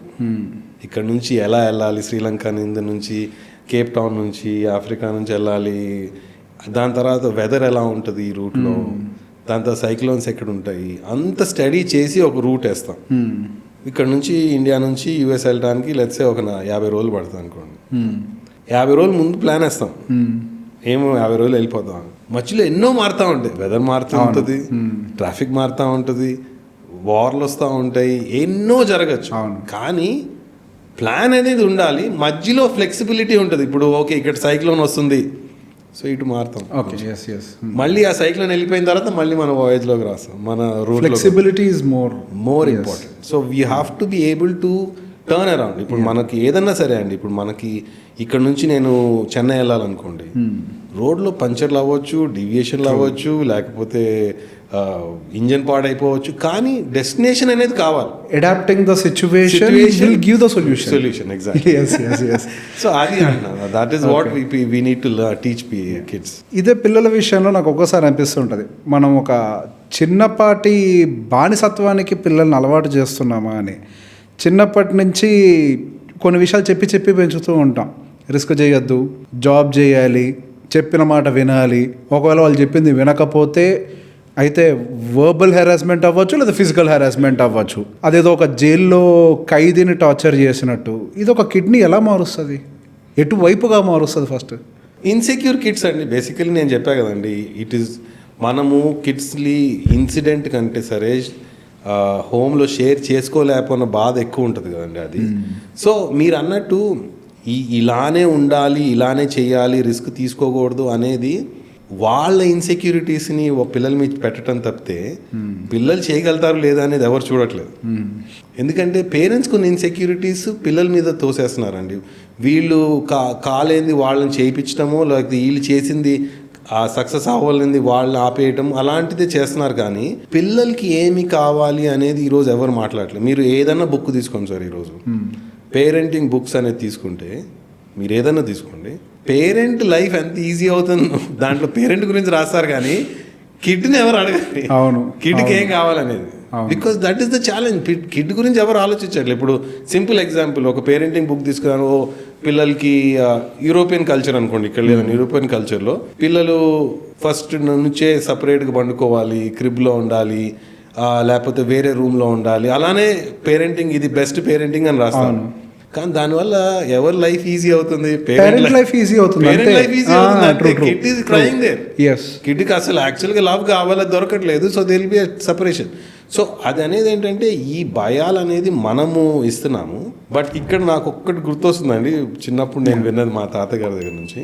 మా తాతగారు ఎప్పుడు నాకు ఒకటే మాట చెప్పేవాళ్ళండి, ప్రతి ఒక్క జనరేషన్ ఒక పొలిమేర దాటాలనేవాడు. ఓకే, ప్రతి జనరేషన్ ఒక పొలిమేర దాటాలి. అంటే నాకు ఆ టైంలో నేను 17-18 ఇయర్స్ ఉన్నప్పుడు ఈ మాట ఎక్కువ, అంటే వీఆర్ వెరీ క్లోజ్. నేను ఎప్పుడు వెళ్ళి కూర్చొని మాట్లాడుతుంటే ఇలాంటి మాటలు చెప్తా ఉన్నారు, ప్రతి ఒక్కళ్ళు ఒక పొలిమేర దాటాలి, లేకపోతే ప్రోగ్రెస్ అనేది ఉండదు మన ఫ్యామిలీకి. సో నేనేమనుకున్నా అంటే మనలో పొలిమేరు అంటే బౌండరీ కదండి. సో మా ముత్తాత ఒక విలేజ్ నుంచి కొంచెం పెద్ద విలేజ్కి వచ్చారు, మా తాతయ్య గారు అక్కడ నుంచి గుంటూరుకు వచ్చారు, మా ఫాదర్ గుంటూరు నుంచి హైదరాబాద్ వచ్చారు, నేను హైదరాబాద్ నుంచి దుబాయ్ వెళ్ళిపోయాను. నేను అంటే మా చెల్లెలు వేరే దగ్గర కంట్రీకి వెళ్ళిపోయింది. నేను అప్పుడు ఆలోచిస్తూ ఉన్నాను, ఇప్పుడు అన్ని పొలిమేరలు దాటేశాను, ఇప్పుడు ఇంకేం ఇప్పుడు మా పిల్లలు మార్చి వెళ్తారా అని నాకు ఇప్పుడు అంటే మార్చి వెళ్తారా అని ఆలోచిస్తానంటే అప్పుడు నాకు అర్థమైంది, అంటే ఆ విజ్డమ్ అనేది ఆ టైం వాళ్ళకి ఎంత ఉండేది అనేది. Then I realized he was not talking about physical boundary. It's the mental boundary. మనకి ప్రతి జనరేషన్ మెంటల్ బౌండరీని క్రాస్ చేయకపోతే our generations will not grow. Yes, we have to allow the next generation to grow and we have to prepare for the next generation. Yes, మీకు simple example ఇస్తాను. అంటే నేను దుబాయ్లో work చేసేటప్పుడు నేను చేసే ఆఫీస్లో 15 మంది ఉండేవాళ్ళు. 15 మందిలో 12 నేషనాలిటీస్ ఉండేవాళ్ళు. ఓకే, 15 మందిలో 2 ఇండియన్స్, ఒక ఇంగ్లీష్, అందరితో ఉన్నాం అనమాట. The way we take up job progress and how they take up. నాకు ఒక ఫారెన్ నార్వీజియన్ డానిష్ ఉండేవాళ్ళు.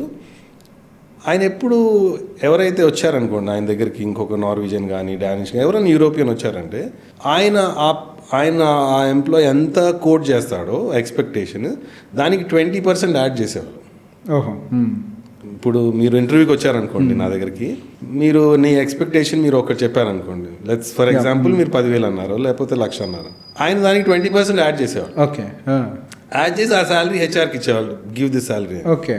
సో నాకు అర్థమయ్యేది కాదు. ఓ రోజు కూర్చొని మాట్లాడుతుంటే ఆయన ఒకటే మాట అన్నాడు, Suraj, I'm preparing the job profile and salary profile for my son after 20 years.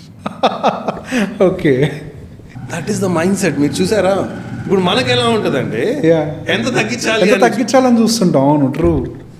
Mind సెట్లో డిఫరెన్స్ ఎంత డిఫరెన్స్ ఓ మైండ్ సెట్ చూడండి. ఇప్పుడు మన ఎంప్లాయ్మెంట్లో మీరు ఎప్పుడైనా ఇంటర్వ్యూకి వెళ్తే మనం ఒక ఎక్స్పెక్టేషన్ చెప్తే ఆ 20% లెస్, 20% లెస్. బట్ 20 years తర్వాత మన వాల్యూ 20% లెస్ అవుతుందా, 20% మోర్ అవుతుందా మన పిల్లలకి? True. So that is the preparation we need to do. That is the mind set we need to change. It's not about మన పిల్లలు ఎంత కష్టపడుతున్నారు అనేది కాదు. ఇప్పుడు మనకు ఎలా ఉంటుందంటే అండి, అంటే sorry to say that, but మనమే అంత సంపాదించేసి పిల్లలకి ఇవ్వాలనే కోరికతో ఉంటాం. అయ్యా, అవును. ఇన్ జనరల్గా పేరెంట్స్ అందరూ ఏంటంటే నేనే సంపాదించేస్తాను అంత పిల్లలకి ఇచ్చేస్తాను అనుకుంటా, కానీ పిల్లల్ని ప్రిపేర్ చేయం. Yes, true. అండ్ ప్లాట్ఫామ్ కూడా ప్రిపేర్ చేయం. అంటే ఇప్పుడు నేను ఒక కంపెనీకి డైరెక్టర్గా ఉంటే 20 years తర్వాత మా పిల్లోడు లైన్లో నుంచుంటాడు, ఆ అబ్బాయికి నాకు వచ్చేదానికంటే ఒక 50% ఎక్స్ట్రా శాలరీ అని ఆలోచించాలా, లేకపోతే నేను నలుగురిది కట్ చేసి నా శాలరీ పెంచుకోవాలని చూడాలా? మన అబ్బాయికి వచ్చేదానికి 50% శాలరీ ఎక్కువ వచ్చేలా చూసుకోవాలి. ఎస్. సో అలాంటిది మైండ్ సెట్లో రిస్క్ తీసుకోవడం అనేది నేను చెప్పలేను, కానీ అండి parents have to prepare them with a big mind set. కి వాళ్ళు నేను ఇంత ఆలోచిస్తుంటే నువ్వు నాకంటే ఎక్కువ ఆలోచించాలి. అది అప్పుడు అందుకే నేను ఇప్పుడు ఈరోజు పేరెంటింగ్ కోచింగ్ అనేది మోర్ దెన్ పిల్లలు పేరెంట్స్కి ఎందుకు చేస్తున్నా అంటే, సో దట్ పిల్లలకి ఆ మైండ్ సెట్ బిల్డ్ చేయాల్సిన ఇది లైక్ ఎన్విరాన్మెంట్ ప్రొవైడ్ చేయాల్సిన బాధ్యత. ఎన్విరాన్మెంట్ ప్రొవైడ్ చేయాలి. బికాస్ పేరెంట్ మైండ్ సెట్ మారింది అనుకోండి, పిల్లల మైండ్ సెట్ ఆటోమేటిక్లీ మారుతుంది. వాళ్ళు మన రెప్లికా అంటారు. ఎగ్జాక్ట్లీ. ఈ రోజు మనం ఎంత చేసినా సరే మీరు నేను మన ఫాదర్ లాగానే అయిపోతాం 30 years తర్వాత. మైండ్ సెట్ అదే అవుతుంది. కానీ మన పేరెంటింగ్ ఆల్మోస్ట్ అక్కడికే వచ్చేస్తుంది. కానీ ఎంతవరకు అది మనల్ని మైండ్ సెట్ని మార్చుకొని పాజిటివిటీలోకి వెళ్తామా, లేకపోతే మళ్ళీ నెగిటివ్ బ్యాక్వర్డ్ వెళ్తామా అనేది చాలా మన చేతిలో ఉంటుంది. ఇప్పుడు సేలింగ్లోకి వచ్చేసరికి అసలు ఉమెన్ అనే వాళ్ళు ఉంటారా? అసలు వాళ్ళకి సూటబుల్ ప్రొఫెషన్ అయినా ఉంటారంట. అంటే నేను సేల్ చేసేటప్పుడు, okay, I mean 30 years back, 30+ years back నేను జాయిన్ అయినప్పుడు జీరో సేలర్స్ ఉండేవాళ్ళు ఉమెన్. అండ్ ఎక్కడో వినేవాళ్ళం, అంటే రష్యన్ సీఫేరర్స్ ఉండేవాళ్ళు, ఓన్లీ కుక్స్ లాగా పనిచేసేవాళ్ళు లేడీస్ అని వినేవాళ్ళము. But they were no professionals which I have encountered. But నేను క్యాప్టెన్ అయ్యేటప్పటికల్లా, అంటే 14 years తర్వాత, దట్ వాజ్ అరౌండ్ 2000sలోకి వచ్చేటప్పటికి ఉమెన్ సీఫేరర్స్ స్టార్ట్ అయిపోయారు. ఓకే. ఈరోజు మనకి fortunately we have women captains, full-fledged captains in merchant navy. Okay. Sailing వాళ్ళు ప్రాపర్గా సెయిల్ చేస్తున్నారు. చాలా మంది క్యాప్టెన్స్ ఉన్నారు, women captains. Shipping corporation of ఇండియాలో నేను ఒక ఆర్టికల్ చదువుతా ఉన్నాను. There is a ship where 100% ఉమెనే. అంటే captain, chief officer, chief engineer, second అంత ఆఫీసర్స్, క్రూ అందరూ ఉమెనే. Okay. And they are running a ship like that. Okay. Okay. So ఇప్పుడు ప్రెసెంట్లీ ఇట్ ఈస్ అందరు ఉన్నారండి. both men and women are in this too. Salaries lo difference ఉండదు. Salary లో difference ఉండదు. So there is no gender bias in salaries. Gender bias లేదు. Same training కాకపోతే కొన్ని restrictions, because women వచ్చేటప్పటికి మా క్యాప్టెన్కి ఒక్క ఎక్స్ట్రా రెస్పాన్సిబిలిటీ వస్తుంది to make sure that they are safe on board. Because when isolated ఎన్వైర్న్మెంట్లో ఉన్నప్పుడు కొంచెం ఆ రెస్ట్రిక్షన్స్ ఉంటాయి, బికాజ్ ఉమెన్ని కొంచెం సేఫ్గా చూసుకునేది. But rank wise, work wise, salary wise it's equal. Okay. And lot of women are coming, and ఇప్పుడు not only India, అన్ని కంట్రీస్ నుంచి women sailors are coming up, officers అవుతున్నారు, captains అవుతున్నారు, and it's a very good profession to take up if you want adventure. Okay. And adventure and ఉంటే మాత్రము ఉండొచ్చు. అది అంటే I will not be able to comment on whether it is suitable or not అనేది individual choice మీద depend అయి ఉంటుంది. ఎందుకంటే ఆ అమ్మాయి ఎంత ధైర్యంగా ఉంది, ఎలా ఫేస్ చేయగలుగుతుంది, and at the end of the day అమ్మాయిలు కూడా ధైర్యవంతులు అవుతారండి. ఇప్పుడు నేను ఒక ఇంట్రోవర్ట్ని ఈరోజు మీ ముందు మాట్లాడుతున్నానంటే షిప్ మార్చింది నన్ను. బికాజ్ అక్కడ టాయిలెట్లు క్లీన్ చేయకపోయి ఉంటే నాకు ఈరోజు ఆ ధైర్యం ఉండేది కాదు, ఏ పనన్నా చేయగలుగుతా అనే, ఎక్కడి నుంచి అన్నా స్టార్ట్ చేయగలనా అనే ధైర్యం ఉండేది కాదు. So definitely ship will change them, even they are not so courageous. Okay. But definitely it's a good career option. It's a good career option for both genders. Okay. So in జనరల్గా women కన్జర్వేటివ్గానే ఉంటారు బాగా. సహజంగా అసలు women ఒక ప్రొఫెషన్లోకి వచ్చారు అని అన్నా కానీ చుట్టుపక్కల వాళ్ళందరూ అది చేయలేవు, ఇది చేయలేవు, ఇది నీ జాబ్ కాదు, ఇటువంటివన్నీ అంటూ ఉంటారు. అందరూ అని కాదు, but there is majority group అలానే ఉంది. సో బేసిక్గా వాళ్ళు కన్జర్వేటివ్ మైండ్ ఉండటం వల్ల వాళ్ళు కూడా చాలామంది కూడా ఆ రిస్క్ తీసుకోలేని కండిషన్లో కూడా చాలామంది ఉమెన్ అంటున్నారు అని అంటే రీజన్ లేకుండా అయితే ఏది రాదు. కరెక్ట్. సో డెఫినెట్గా వాళ్ళంత కన్జర్వేటివ్గా మారుతున్నారు అంటే వాళ్ళు పెరిగిన ఎన్విరాన్మెంట్ ఇవన్నీ వాళ్ళని చాలా ఇన్ఫ్లుయెన్స్ చేసి ఉంటాయి. ఇప్పుడున్న కండిషన్లో ఉమెన్ అంటే ఇంట్లో ఉండాలి, ఉమెన్ అంటే ఇంట్లో పని చేయాలి, this is not the case. Definitely not. ఒక మెన్కి ఎట్లాంటి ఒక లైఫ్ ఉందో ఉమెన్కి కూడా అటువంటి ఒక లైఫ్ ఉంటుంది. సో వాళ్ళు బయటికి వెళ్ళి స్ట్రాంగ్గా సర్వైవ్ అవ్వాలి అని అంటే ఒక పేరెంట్ వాళ్ళ కూతుర్ని ఎలా పెంచాలి? నాకు 2 కూతుర్లు ఉన్నారు, చెప్పండి.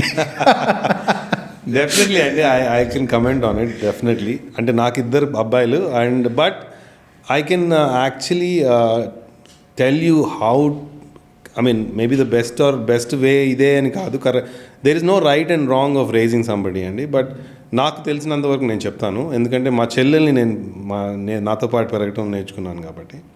ఎలా పెంచినా అండి అమ్మాయిల్ని ఎస్పెషల్లీ క్లారిటీతో పెంచాలి. అంటే చెప్తాను మీకు.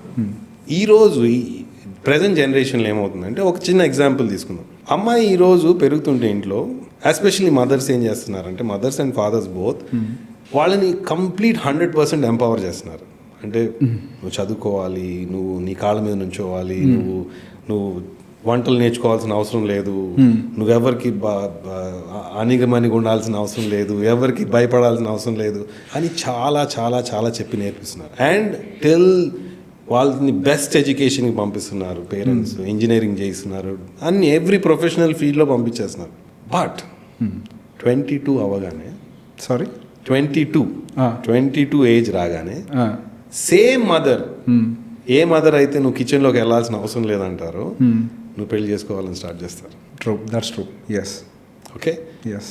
నా సడన్గా ఆ అమ్మాయికి అర్థం కాదు. నేను అందుకే అంటున్నా క్లారిటీ ఎందుకు లేదు అనేది. అప్పటి వరకు నేను ఒక అమ్మాయికి నువ్వు ఒకరిని అణచి ఉండాల్సిన అవసరం లేదు, నీ కాళ్ళ మీద నువ్వు నుంచోవాలి, ఇంకొకరికి ఎవరికి మాట వినాల్సిన అవసరం లేదు, భయపడాల్సిన అవసరం లేదు అని పెంచిన same parents are telling her నువ్వు పెళ్లి చేసుకొని ఒకళ్ళ ఇంట్లో వెళ్ళి బతకాలి. బట్ అది జరగాల్సిందే కదా, మ్యారేజ్ జరగాల్సిందే. ఎగ్జాక్ట్లీ. బట్ క్లారిటీ అదే అంటున్నాను, మీరు పెంచేటప్పుడే మీకేముందో మీకు. ఇప్పుడు నేను అనేది ఇండియన్ సొసైటీలో ఉన్న రెగ్యులేషన్స్, ఉన్న మనకున్న ట్రెడిషన్స్ ప్రకారము పెళ్లి చేసుకోవాలి ఈ ఏజ్లో అంటే అది పిల్లలకి చిన్నప్పటి నుంచి మనం క్లారిటీ ఇవ్వాలి. ఆ క్లారిటీ ఇవ్వట్లేదు. అదే అన్న క్లారిటీతో పెంచండి, ఎలానే పెంచండి. మీరు వాళ్ళని ఎంపవర్ చేస్తారా, ఇంట్లో కూర్చోబెట్టుకుంటారా, లేకపోతే ఇంటి పనులు నేర్పిస్తారా, లేకపోతే ఆస్ట్రోనాట్స్ని చేస్తారో, ఏదైనా చేయొచ్చు. కానీ క్లారిటీతో పెంచకుండా ఏం చేస్తున్నారంటే 22-23కి వచ్చేటప్పటికి వాళ్ళని ఫోర్స్ చేసి పెళ్లి చేసేస్తున్నారు. నాకు వద్దమ్మా, నేను ఇప్పుడు చదువుకుంటున్నాను, నేను ఇంకా హైయర్ ఎడ్యుకేషన్ చేస్తాను, నేను యూఎస్కి వెళ్తా అంటే లేదు, పెళ్లి చేసుకొని వెళ్ళి యూఎస్కి. నేను హైయర్ స్టడీస్కి వెళ్తాను, లేకపోతే కొన్ని రోజులు జాబ్ చేస్తానమ్మా, లేదు నువ్వు పెళ్లి చేసుకోవాలి that becomes the main objective. And ఎవ్వరు ఆ అమ్మాయి మాట వినే పరిస్థితిలో ఉండరు ఆ టైంలో. Okay. The same parents empower చేసిన వాళ్ళే దే గో అగెయిన్స్ట్ హర్. కళ వాళ్ళే కనేలాగా చేస్తారు, ఆ కళని వాళ్ళే తుడిపేస్తారు. వాళ్ళకి ఆ కళ చూపెట్టేటప్పుడే చెప్పండి, అమ్మ నువ్వు 22 అప్పుడు 23 పెళ్ళి కూడా ఉంటుంది, ఈ వస్తాయి ఈ రిస్ట్రిక్షన్స్, దాని ప్రకారం నువ్వు ప్లాన్ చేసుకో, ఇక్కడికి వెళ్ళి అప్పటి వరకు ఏం మాట ఉండదు. అప్పటి వరకు నువ్వు అన్నీ చేసేస్తావు, నువ్వు వెళ్ళిపో, నేను ఇది స్పాన్సర్ చేసేస్తాను. And suddenly 22. నేను నా ఫ్రెండ్స్కి ఉన్న పిల్లలకి అందరికీ అదే చెప్తాను, మీరు పెంచేది ఎలా అన్నా పెంచండి, బట్ అమ్మాయిలు క్లారిటీ అండ్ పాపం వాళ్ళకి ఏంటంటే పెళ్లి చేసేసుకుంటున్నారు, పెళ్ళి అవగానే they are going into another house where they have to start adjusting to the other family. True. వాళ్ళకి ఏం చేయాలో తెలియట్లేదు. మళ్ళీ వచ్చి ఇంటికి ఫోన్ చేసి నాకు ఈ ప్రాబ్లమ్స్ ఉంటాయి, ఇప్పుడు పెళ్ళి అయిపోయిందమ్మా, నీ ప్రాబ్లం నీ ప్రాబ్లం నీదే. ఇప్పుడు same mother will say that okay ఇప్పుడు నా ప్రాబ్లం కాదు, నీ ప్రాబ్లం నువ్వు సాల్వ్ చేసుకో. So that clarity is important. Clarity is important. If you want, if this is a tradition we have. యూరోప్లో లేదండి. యూరోప్లో they leave it to the girl or boy. నువ్వు పెళ్లి చేసుకుంటావా, చేసుకోవా, నువ్వు ఉంటావా లేదా అనేది if they are empowering, they empower it fully. సగం ఉండదు. మనకేంటంటే ఆ సగం ఉంది. చిన్నప్పుడేమో అన్ని ఈక్వల్గా పెంచుతాం. ట్రూ. అబ్బాయి ఏమో నేను 28, 29 పెళ్లి చేసుకుంటా, 30 చేసుకుంటా, ఓకే నీ ఇష్టం అంటే sudden change in their life. Exactly. ఆ life is confusing them. And they are going through lot of trauma, especially today's girl. And relationships ఎందుకు వర్క్ అవ్వట్లేదు ఈ జనరేషన్లో అంటే దానివల్ల. సో పేరెంటింగ్లోనే సమస్య. అది పేరెంట్ చెప్పట్లేదు క్లియర్గా. పేరెంటింగ్లోనే సమస్య అండి. Parents are not clear about what is gone be. నీ ఫ్యూచర్ ఇలా ఉంటుందమ్మా, నువ్వు ముందు నుంచే చెప్పండి 5-6 year oldకి నువ్వు చదువుకో అమ్మా, అన్నీ చెయ్యి, బట్ ఈ ఏజ్లో పెళ్లి చేసుకోవాలి, పెళ్లి చేసుకున్న తర్వాత ఈ ప్రాబ్లమ్స్ ఉంటాయి, మేబీ హస్బెండ్ ఎక్కడుంటే అక్కడికి వెళ్ళాల్సి వస్తుందేమో, నీ కెరియర్ని కొంచెం అడ్జస్ట్ చేసుకోవాల్సి వస్తుందేమో, నువ్వు ఇలాంటి కెరియర్ తీసుకుంటే అడ్జస్టబుల్ ఉంటుంది, ఫ్లెక్సిబుల్ ఉంటుంది, పిల్లలు వస్తారు, వస్తాయి. Now all that is not discussed. Only empower. నువ్వు కిచెన్లోకి వెళ్ళడానికి లేదు, నువ్వు చదువుకోవాలి, బెస్ట్ ర్యాంక్ తెచ్చుకోవాలి. పాపం ఆడపిల్లలేమో చదివి. And today in this modern world girls are more achieving better ranks, better education, and better research. They are doing much better than boys. But ఎందుకంటే వాళ్ళకు ఎంపవర్మెంట్ వచ్చేసింది, నేను సాధించాలి, వాళ్ళకి వేరే మనకి బాయ్స్కి ఉన్నంత డిస్ట్రాక్షన్స్ ఉండవు కదండి. So they are able to put their brain and everything into what they want to achieve. అదంత అచీవ్మెంట్ ఎగ్జాక్ట్గా వస్తుంది నేను చేసిన ఎఫర్ట్స్ కన్నిటికి వచ్చిన పెళ్లి చేసేసుకో. ఎన్ని మూవీస్, ఇప్పుడు క్రికెటర్ అదేదో మూవీ కూడా ఉంది కదండి, దాంట్లో కరెక్ట్గా కెప్టెన్ ఆఫ్ ఇండియన్ క్రికెటర్, నాకు ఆ మూవీ గుర్తు రావట్లేదు. బట్ మోస్ట్ ఆఫ్ మీరు స్టోరీస్ చూసారంటే where there is exactly their progress is happening, they come with marriage proposals. True. ఎందుకంటే నువ్వు మళ్ళీ 25-26 అయిపోతే సంబంధాలు ఉండవు నీకు, ఇప్పుడే చేసేసుకోవాలని they are ruining that, and that confusion is what creating the havoc. That's true. So ఎలా పెంచినా సరే క్లారిటీతో పెంచండి. ఓకే. సో ఈ కండిషన్లో మ్యారేజ్ ఏదో చేస్తాము, కెరియర్ పాయింట్ ఆఫ్ వ్యూలో పరిస్థితులకు అనుకూలంగా దూరంగా ఉండటం ఇదంతా జరుగుతూ ఉంటుంది. పర్టికులర్గా సేలింగ్లో అయితే డిస్టెన్స్ రిలేషన్ అనేది మోస్ట్ కామన్. అసలు సేలింగ్ దాకా ఎందుకండి, ఇప్పుడు నార్మల్ అదర్ ప్రొఫెషన్లో కూడా ఒకళ్ళు హైదరాబాద్లో ఉంటే ఒకళ్ళు బెంగళూరులో ఉండే కండిషన్స్ కూడా ఉన్నాయి. కరెక్ట్. ఈ డిస్టెన్స్ రిలేషన్స్ నిలబడుతున్నాయా? అంటే ఎస్ అండ్ నో అండి. బేసికలీ నేను దానికి కరెక్ట్ జవాబు అంటూ ఏమీ లేదు. నేను చూసిన అనుభవంలో చాలా ఫ్యామిలీస్ మీతో పాటు ట్రావెల్ చేసి ఉంటుంటాయి.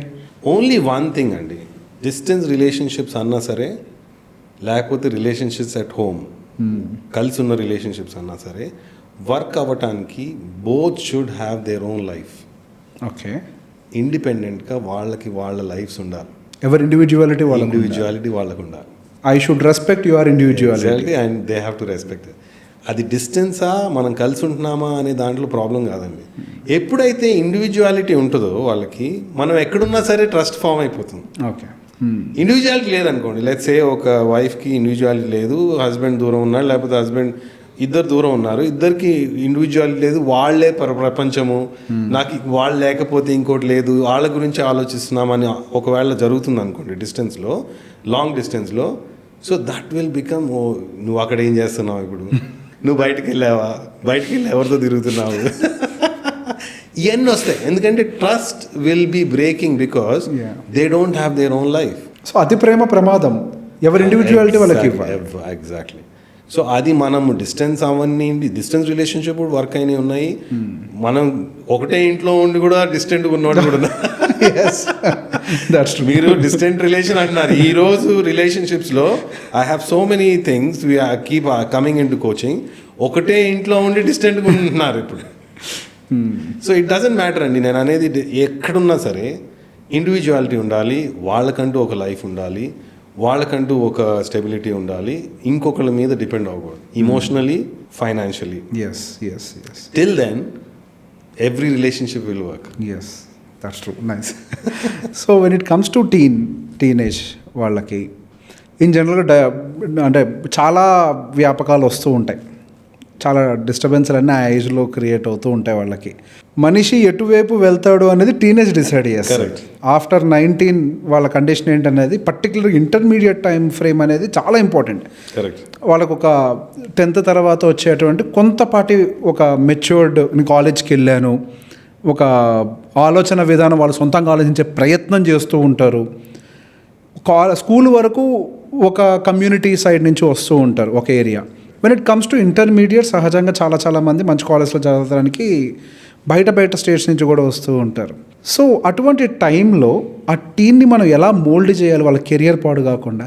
వెరీ గుడ్ క్వశ్చన్ అండి. అంటే నాకు ఒక టీనేజర్ అయిపోయాడు, ఒక అడల్ట్ అయిపోయాడు, ఇంకొక టీనేజర్ ఉన్నాడు. One thing you have to understand అండి, పిల్లలు ఇంట్లో ఏదైతే దొరకదో అది బయట చూస్తారు. విన్నట్టుంది నాకు బాగా, చెప్పండి. First point, everything is about that. ఇంట్లో మనం టీవీ కట్టేసామంటే బయట వెళ్ళి చూస్తారు టీవీ. ఇంట్లో సినిమా కట్ చేసామంటే బయట సినిమా చూస్తారు. ఇంట్లో కూల్ డ్రింక్ తాగదంటే బయట తాగుతారు. నా ద ప్రాబ్లమ్ ఈజ్ అలా అని చెప్పేసి మనం ఇంట్లో అన్ని చేయలేము. నాకు అదే రాబోతుంది, ఇంట్లో మందు ఇంట్లో మందు తాగిపించారంటే ఆ బయట తాగరనేది కాదు, అట్లా అన్నట్టు. బట్ అట్లీస్ట్ దాని గురించి మాట్లాడే ఫ్రీడమ్ అన్న ఉండాలి. ఓకే. దానివల్ల what is the risk I'll tell you. నేను ఒకప్పుడు ఐ థింక్ మా చెల్లెలు కూతురికి ఒకరోజు 16th బర్త్డే జరుగుతుంటే నన్ను ఏదో మాట్లాడమంది మా సిస్టర్. అన్న నువ్వు మాట్లాడాలి అంటే అందరూ టీనేజర్స్, మీరు అన్నట్టు 20 మంది టీనేజర్స్ ఉంటే ఏం మాట్లాడాలని ఆలోచిస్తా, ఇదే మీరు అన్నట్టు చెడు అలవాట్లు గురించి చెప్దాము అని చెప్పేసి I started. So I gave an example అండి. And why is though so important is నా కొడుకు నాతో రిపీట్ చేశాడు ఒక 5 ఏళ్ళ తర్వాత సేమ్ ఎగ్జాంపుల్. సో నేను ఆ రోజు మాట్లాడతా నేను ఒకటే చెప్పాను అనమాట. మనం ఏదైనా ఫారెస్ట్లో నడిచేటప్పుడు, అడవిలో నడిచేటప్పుడు మనము జంతువులకి, వెదర్కి, చెట్లకి, ముళ్ళకి అన్నిటికీ రెడీ ఉంటాం. అంటే మంచి షూ వేసుకుంటాము, మంచి బట్టలు వేసుకుంటాము, లేకపోతే ఏదో గన్ను పెట్టుకొని వెళ్తాము అడవిలోకి వెళ్ళేటప్పుడు. So that these are all preparations. But quicksand ఊబి ఉంటుంది చూడండి, దానికి ఎవరు ప్రిపేర్ ఉండరు. ఈ రోజు వరకు ఎవరికి ట్రైనింగ్ జరగదు ఊబిలోంచి బయటకు ఎలా రావాలని. మీరు ఎప్పుడైనా ఫారెస్ట్లోకి వెళ్తుంటే ఫస్ట్ ఆ ఊబిలోంచి బయటకు ఎలా రావాలని ట్రైనింగ్ ఉండదు కానీ. సో ఊబిలోకి వెళ్ళటానికి అనేది ఎవరు ట్రైన్ ఉండదు కానీ. సో లెట్స్ ఇమాజిన్ దట్ ఫారెస్ట్లో మనం ఒక 10 కిలోమీటర్లు నడుస్తూ ఉన్నాము, ఏం జరగలేదు. సడన్గా ఒక మెత్తటి గట్టి స్థలం నుంచి ఒక మెత్తటి బురదలాగా ఏదో మట్టి ఉంటే దాంట్లో అడుగు పెట్టగానే అమ్మాయ ఇంత గట్టి స్థలం నుంచి బాగుంది అనే ఫీలింగ్ వస్తుంది. Now if you have knowledge, if you are spoken, మన ఇంట్లో మాట్లాడడం దాని గురించి, క్విక్ శాండ్లు ఉంటాయి దాని గురించి, కాలు పెట్టగానే ఇది నన్ను లాగేస్తుందనే ఆలోచన ఉంటుంది. ఓకే.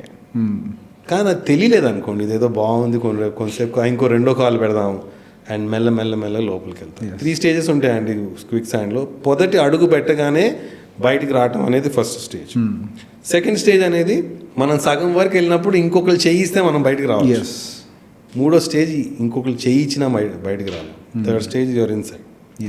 ఎడిక్షన్, బ్యాడ్ హ్యాబిట్స్ బయట కూడా ఇలానే జరుగుతాయండి. ఫస్ట్ టైము ఎవరన్నా ఫ్రెండ్ సిగరెట్ ఇచ్చినప్పుడు, ఫస్ట్ టైం ఒక బియర్ బాటిల్ ఇచ్చినప్పుడు, లేకపోతే ఫస్ట్ టైం ఇంకేమైనా ఇచ్చినప్పుడు చాలా బాగా అనిపిస్తుంది. ఎందుకంటే మనం దాని గురించి మన పేరెంట్స్, అంటే ఇప్పుడు ఇంట్లో పేరెంట్స్ చెప్పేటప్పుడు నువ్వు బాగా చదువుకోవాలిరా, నువ్వు ఇది చేయాలి, నువ్వు సాధించేయాలని అవన్నీ చెప్తున్నారు. కానీ నీకు ఒకరు బియర్ ఇస్తే ఏం చేయాలి, సిగరెట్ ఇస్తే అది ఎంత తప్పు ఉంటుంది, వీటి గురించి ఇంట్లో మాట్లాడలేదు. అంటే నేను ఆ రోజు కూడా నేను ఆ ఫంక్షన్లో మాట్లాడినప్పుడు డ్రగ్స్ గురించే మాట్లాడానండి. నేను చెప్పాను ఇలా ఎగ్జాంపుల్ ఇచ్చి అందరికి ఆ పిల్లలకి డ్రగ్స్లో 3 స్టేజెస్ ఉంటాయి.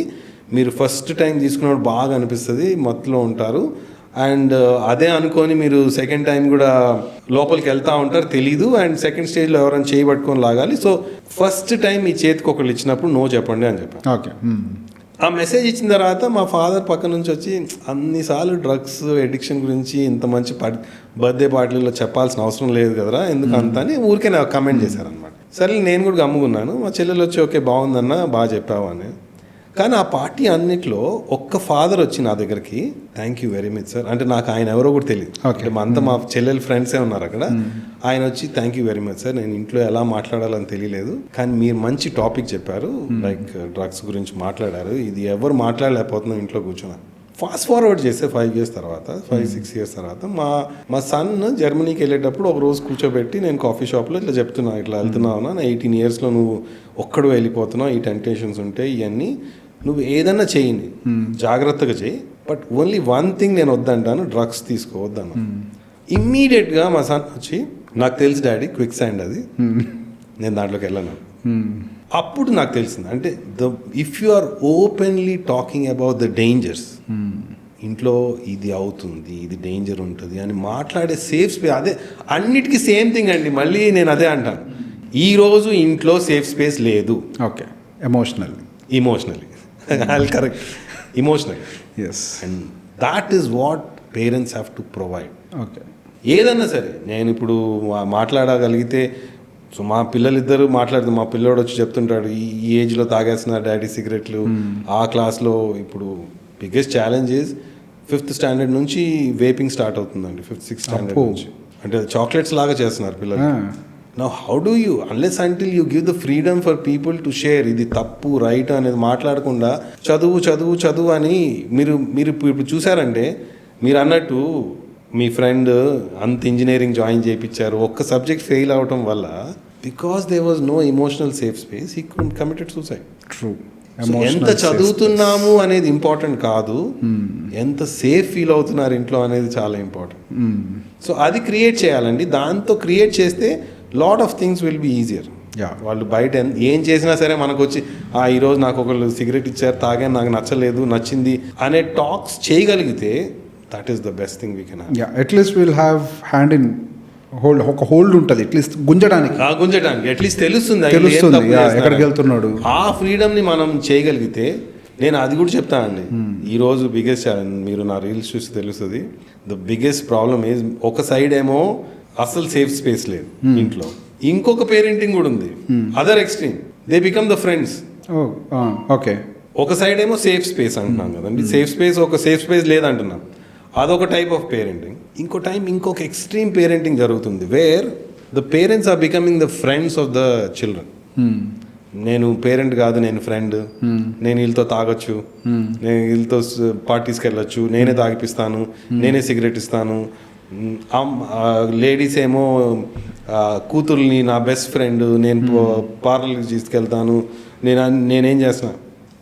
బట్ ద ప్రాబ్లమ్ ఈజ్ పేరెంట్స్కి అర్థం కావట్లేదు. ఈ పేరెంట్స్కి పిల్లలకి ఫ్రెండ్స్ అనేది అన్ని చోట్ల ఉంటాయండి, hundreds of ఫ్రెండ్స్ ఉంటారు. వెదర్ ఇట్ ఈస్ కాలేజ్ అనండి, లేకపోతే స్కూల్ అనండి, hundreds of ఫ్రెండ్స్ ఉంటారు. కానీ పేరెంట్స్ అనేది ఇద్దరే.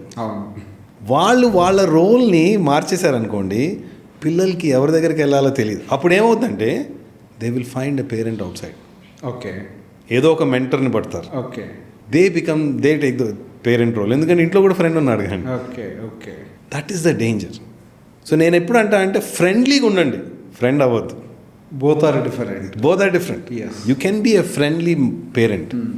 ఉండండి, ఫ్రెండ్లీగా మాట్లాడండి, సినిమాలకు వెళ్ళండి, స్కూల్లో ఏం జరిగిందో మాట్లాడండి, గర్ల్ ఫ్రెండ్స్ గురించి మాట్లాడండి, లేకపోతే డ్రింకింగ్ గురించి మాట్లాడండి, సినిమాల గురించి మాట్లాడండి, సెక్స్ గురించి మాట్లాడండి, anything. You can always be friendly, but friend అవ్వద్దు.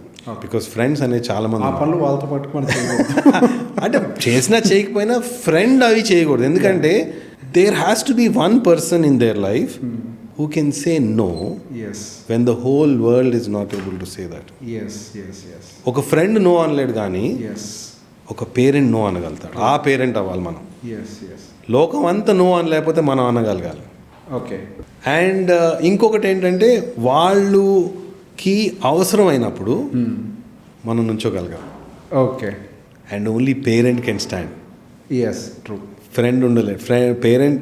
అండ్ ఇంకొకటి సార్, నేను ఎప్పుడు అంతే చెప్తాను, ఒక పేరెంట్ చూసినట్టు ఈ లోకంలో పిల్లల్ని ఇంకెవ్వరు చూడలేరు. అవును. ఇంకెవ్వరు రీప్లేస్ చేయలేరు.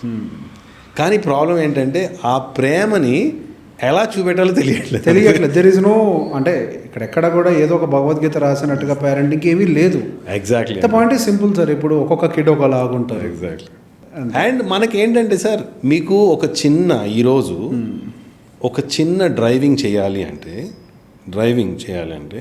You have to go through. మనం దానికి ఒక నేర్చుకోవాలి, క్లాసెస్కి వెళ్ళాలి, ఒక టెస్ట్ ఉంటుంది, లైసెన్స్ అథారిటీ ఉంటుంది, అంతా ఉంటుంది. పేరెంట్ అవ్వడానికి ఏం లేదండి. Yes. There is no certification, there is no education. మనకు నిజంగా పేరెంటింగ్ అర్థమయ్యే టైంకి వయసు అయిపోతుంది. అందుకనే గ్రాండ్ పేరెంట్స్ వచ్చేటోడు అప్పుడు అరే ఎందుకు ఈ రోజు ఇప్పుడు మనల్ని ఎట్లా అన్న కొట్టారు, తిట్టారు, ఏదో చేశారు మన పేరెంట్స్ పైకి తీసుకురావడానికి. ఈ రోజు మనం కరెక్ట్ చేస్తుంటే మన పేరెంట్స్ అలా ఎందుకు చేస్తారు, మేము తప్పు చేసాం అనేది వాళ్ళు ఇప్పుడు రియలైజ్ అవుతుంటారు కదండి. సో పేరెంటింగ్, ఇప్పుడు నా పేరెంటింగ్లో కూడా సార్ నేను ఏదో చాలా ఫెంటాస్టిక్ పేరెంట్ పుట్టగానే అవ్వలేదు కదండి. నేను నేర్చుకున్నాను. అంటే నేను నా ఫస్ట్ సన్ నుంచి సెకండ్ సన్కి పేరెంటింగ్ మారింది, సెకండ్ సన్ తర్వాత పేరెంటింగ్ మారింది, దాని గురించి నేర్చుకున్నాను, వాళ్ళు అర్థం చేసుకున్నాను. ఈరోజు వాళ్ళతో కమ్యూనికేషన్ ఇంప్రూవ్ అవ్వటానికి కారణము I put myself there and I accepted that I did mistakes. Okay. నేను ఇద్దరికి పిల్లలు చెప్పాను, నేను కూర్చొని. ఒకసారి వచ్చి ఏదో నేను ఒక పోస్ట్ పెడితే మా చిన్న బాబు వచ్చి అడిగాడు. నేను ఆ పోస్ట్లో ఏం మాట్లాడానంటే, పిల్లలు నార్మల్గా ఏడుస్తుంటే మీరు వాళ్ళని ఉష్ అని ఆపొద్దండి, ఏడ్చే వాళ్ళని ఏడవనియండి, బికాజ్ ఏడ్చేటప్పుడు లాట్ ఆఫ్ పెయిన్ పిల్లలు తీసేస్తారు, వాళ్ళ దగ్గర కూర్చొని వాళ్ళకి మీ ప్రెజెన్స్ ఇవ్వండి అని చెప్పాను అనమాట ఒక పోస్ట్లో. వెంటనే మా చిన్న బాబు వచ్చి, డాడీ నేను చిన్నగా ఉన్నప్పుడు నువ్వు కూడా మమ్మల్ని తిట్టేసి ఏడుస్తుంటే ఏడవద్దనేవాడు అంటే నాకు I felt so bad. I said I'm really sorry నాన్న, I did mistakes. It's not that I have a written book, but today I accept that I did mistakes, but I would not be repeating those things. I will learn from those mistakes, and I have learned from mistakes. ఆ mistakes నుంచి learn చేసి ఈరోజు అర్థం చేసుకొని పిల్లలు నా own లైఫ్ని reflect చేసుకొని, నేను నా ఫాదర్ నాకు ఇచ్చింది, మా మదర్ నాకు ఇచ్చింది, మా చెల్లెల్ని ఎలా పెంచారు అనేది ఆలోచించి దాన్ని అనలైజ్ చేసి I'm able to come out with saying that పిల్లలు కాదండి, పేరెంట్స్ మారాలి. బికాజ్ నేను మారకుండా నా పిల్లల్ని మారాలి అంటే కాదండి. ఎందుకంటే వాళ్ళు there are a fast growing generation. వాళ్ళు ఏఐతో బతుకుతున్నారండి ఈరోజు. మనకు వాళ్ళకి నేర్పించాల్సింది ఏం లేదు. వాళ్ళు వెళ్ళి ChatGPTలో వెళ్ళి ఎలా ఉండాలి అంటే ChatGPT చెప్తుంది వాళ్ళకి. ఈరోజు వాళ్ళకి ఏమన్నా అడ్వైస్ కావాలి అంటే ChatGPT చెప్పగలుగుతుంది. సో వాళ్ళకి ఈరోజు మనం అడ్వైస్ ఇచ్చే స్టేజ్లో లేము, ఎందుకంటే వాళ్ళకి lot of other resources are there advice. మన ప్రెజెన్స్ కావాలి. ఫాదర్ ఉన్నాడు, మదర్ ఉంది, నేను వెళ్ళి నాకు ఒక బాధ ఉంటే నేను చెప్పుకోగలుగుతాను. అది రైట్ ఆ రాంగ్ అని జడ్జ్ చేయరు. ఆ చెప్పుకునే ఫ్రీడమ్ ఇవ్వాలి. అండ్ జడ్జ్ చేయకుండా. బికాజ్ ఈరోజు ఫస్ట్ థింగ్ జడ్జ్మెంట్ అండి. చాలా ఫాస్ట్. పేరెంట్ దగ్గర ఫెయిల్ అయ్యాడంటే నువ్వు ఫెయిల్యూర్, పాస్ అయ్యాడంటే వెరీ గుడ్. అంటే ఆ జడ్జ్మెంట్ అనేది వచ్చేస్తుంది. ఇట్ డజంట్ మ్యాటర్ పాస్ అయ్యాడా ఫెయిల్ అయ్యాడా కాదు, వాళ్ళకున్న బాధ ఏంటి. జడ్జ్మెంట్ లేకుండా ఎప్పుడైతే మనం ఓపెన్ చేస్తామో ఆ రోజు will be the best place for. If home becomes the safe space, you don't have to worry అండి. మీకు ఎక్కడన్నా పంపించేయండి, they will come back to you when they are in problem. That is only needed. That's the only thing needed. మీకు వాళ్ళు ప్రాబ్లంలో నేను ప్రాబ్లంలో ఉన్నాను డాడీ నన్ను ఇక్కడ నుంచి తీసుకెళ్ళు అనే ధైర్యం ఉందనుకోండి, that is the confidence you have. మీరు కళ్ళు మూసుకొని పండుకోవచ్చు, రేపు ఆడు ప్రాబ్లంలో ఉంటే నాకు ఫోన్ చేస్తాడు. ఎందుకంటే there is a safe space. True. ఇప్పుడు క్యారెక్టర్ బిల్డ్స్ కెరియర్ అనేది in general statement. Correct. Good character, what is that good character? అసలు ఆ గుడ్ క్యారెక్టర్ని బిల్డ్ చేయడానికి పేరెంట్స్ తీసుకోవాల్సిన జాగ్రత్తలు లేదా వాటెవర్ ఏం చేయాలి అసలు? పేరెంట్స్ ఎటువంటి స్టెప్స్ తీసుకోవాలి? అగైన్ అండి నేను I will not comment on what is good and bad because their scale. ఇప్పుడు ఈరోజు మనకి ఇండియాలో గుడ్ అనేది ఎక్కడో బ్యాడ్ ఉంటుంది, యూరోప్లో గుడ్ ఉన్నది మనకి బ్యాడ్ అని. మీకు మంచిది, నాకు చెడు అవుతుంది మనకి. సో మనం ఏది గుడ్ అది బ్యాడ్ అనే కంటే క్యారెక్టర్ అనేది వాళ్ళ హూ దే ఆర్ అని రియలైజ్ అవడం అండి. బికాజ్ ఈరోజు ఎవరినన్నా సరే మీరెవరు అని అడిగాను అనుకోండి మిమ్మల్ని, మీరు ఫస్ట్ ఏం చెప్తారు? నేను రేవంత్ అని చెప్తాను. నేను so and so, what I do, what all the work I do. Exactly. మీ అవన్నీ తీసేశారనుకోండి, మీ పేరు, నథింగ్, మీ క్వాలిఫికేషన్, మీ రిలేషన్షిప్ అండ్ మీ అచీవ్మెంట్స్ ఇవన్నీ తీసేశారనుకోండి, మీరెవరు? Just a body. Who are you? I'm nobody. Nobody అనేది లేదనుకోండి. Everyone is unique. దేవుడు అనేది మనందరినీ యూనిక్గా చేశారు. కానీ ప్రాబ్లం ఏంటంటే అది ఐడెంటిఫై చేసే టైం ఇవ్వట్లేదు మనకు పిల్లలకి. చిన్నప్పటి నుంచే we're judging them based on what your society wants them to do. నేను ఒక చిన్న ఎగ్జాంపుల్ ఇస్తాను అండి. నేను అందరికి ఇచ్చుంటాను. నేను ఎక్కడో ఒకసారి చూశాను ఈ ఎగ్జాంపుల్. లైక్ ఇద్దరు బాయ్స్ విలేజ్లో, ఒక అబ్బాయి 14 ఏళ్ళు, ఒక అబ్బాయి 8 ఏళ్ళు ఉంటారు అనమాట. వీళ్ళిద్దరు చాలా మంచి ఫ్రెండ్స్, విలేజెస్లో తిరుగుతూ ఉంటారు, ఎప్పుడు ఆడుకుంటుంటారు. ఒకరోజు అలా విలేజ్లోంచి ఊరు బయటకు వెళ్ళిపోతారు అనమాట. ఊరికి వెళ్ళిపోయి చాలా దూరం వెళ్ళిన తర్వాత ఆ పెద్ద అబ్బాయి 14 ఏళ్ళ అబ్బాయి ఒక బావిలో పడిపోతారు.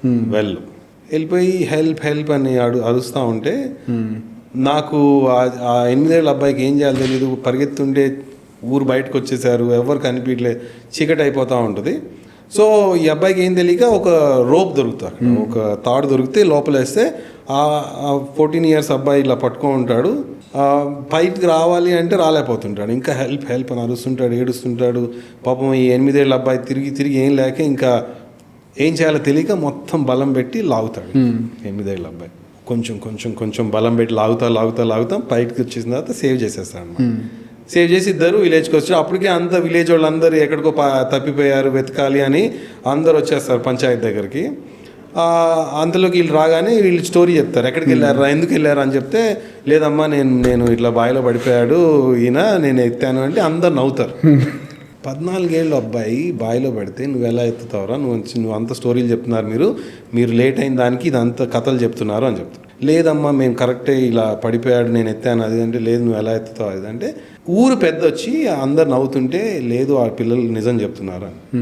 సో ఆ ఊరు పెద్దని అందరూ అడుగుతారనమాట, ఎలా అండి 8 ఏళ్ళ అబ్బాయి 14 ఏళ్ళ అబ్బాయిని ఒక బావిలోంచి ఎలా ఎత్తాడు అంటే, అక్కడ చుట్టుపక్కల ఎవరు లేరు చెప్పడానికి, ఆయన ఎత్తలేరని. ఓకే, ఎత్తలేరు అని చెప్పడానికి ఎవరు లేరు. That he can not do it. That's why he was able to do it. ఈరోజు పిల్లలకి ప్రతి దగ్గర ఏమి చెయ్యలేరు అనేదే చెప్తున్నారు, కానీ పేరెంట్స్ ఏం చేయగలరు అనేది ఎవరు చెప్పేవాళ్ళు. అవును, true. Yes, that's true. Potential అనేది ఫ్రీడమ్ ఇచ్చినప్పుడే వస్తుంది. మీరు అన్నారు చూడండి, మీరు ఎప్పుడైతే క్లియర్ చేశారో, ఎప్పుడైతే మీ మీద ఎక్స్పెక్టేషన్స్ అవన్నీ తీసేసి మీకు ఫ్రీడమ్ ఇచ్చారు, నువ్వు చేయగలుగుతావు చేయలేదని పక్కన పెట్టేస్తే, when there is no one to judge me, exactly, yes, then the potential comes out, whether it is strength, whether it is intellect, yes, whether it is physical activity, everything comes out when people are given freedom. That's true. Yes. అది ఆ story ఎప్పుడు నాకు గుర్తొస్తూ ఉంటుందండి. That చుట్టుపక్కల నువ్వు చేయలేవు అని చెప్పకపోతే మనం ఎంత చేయొచ్చు. ట్రూ.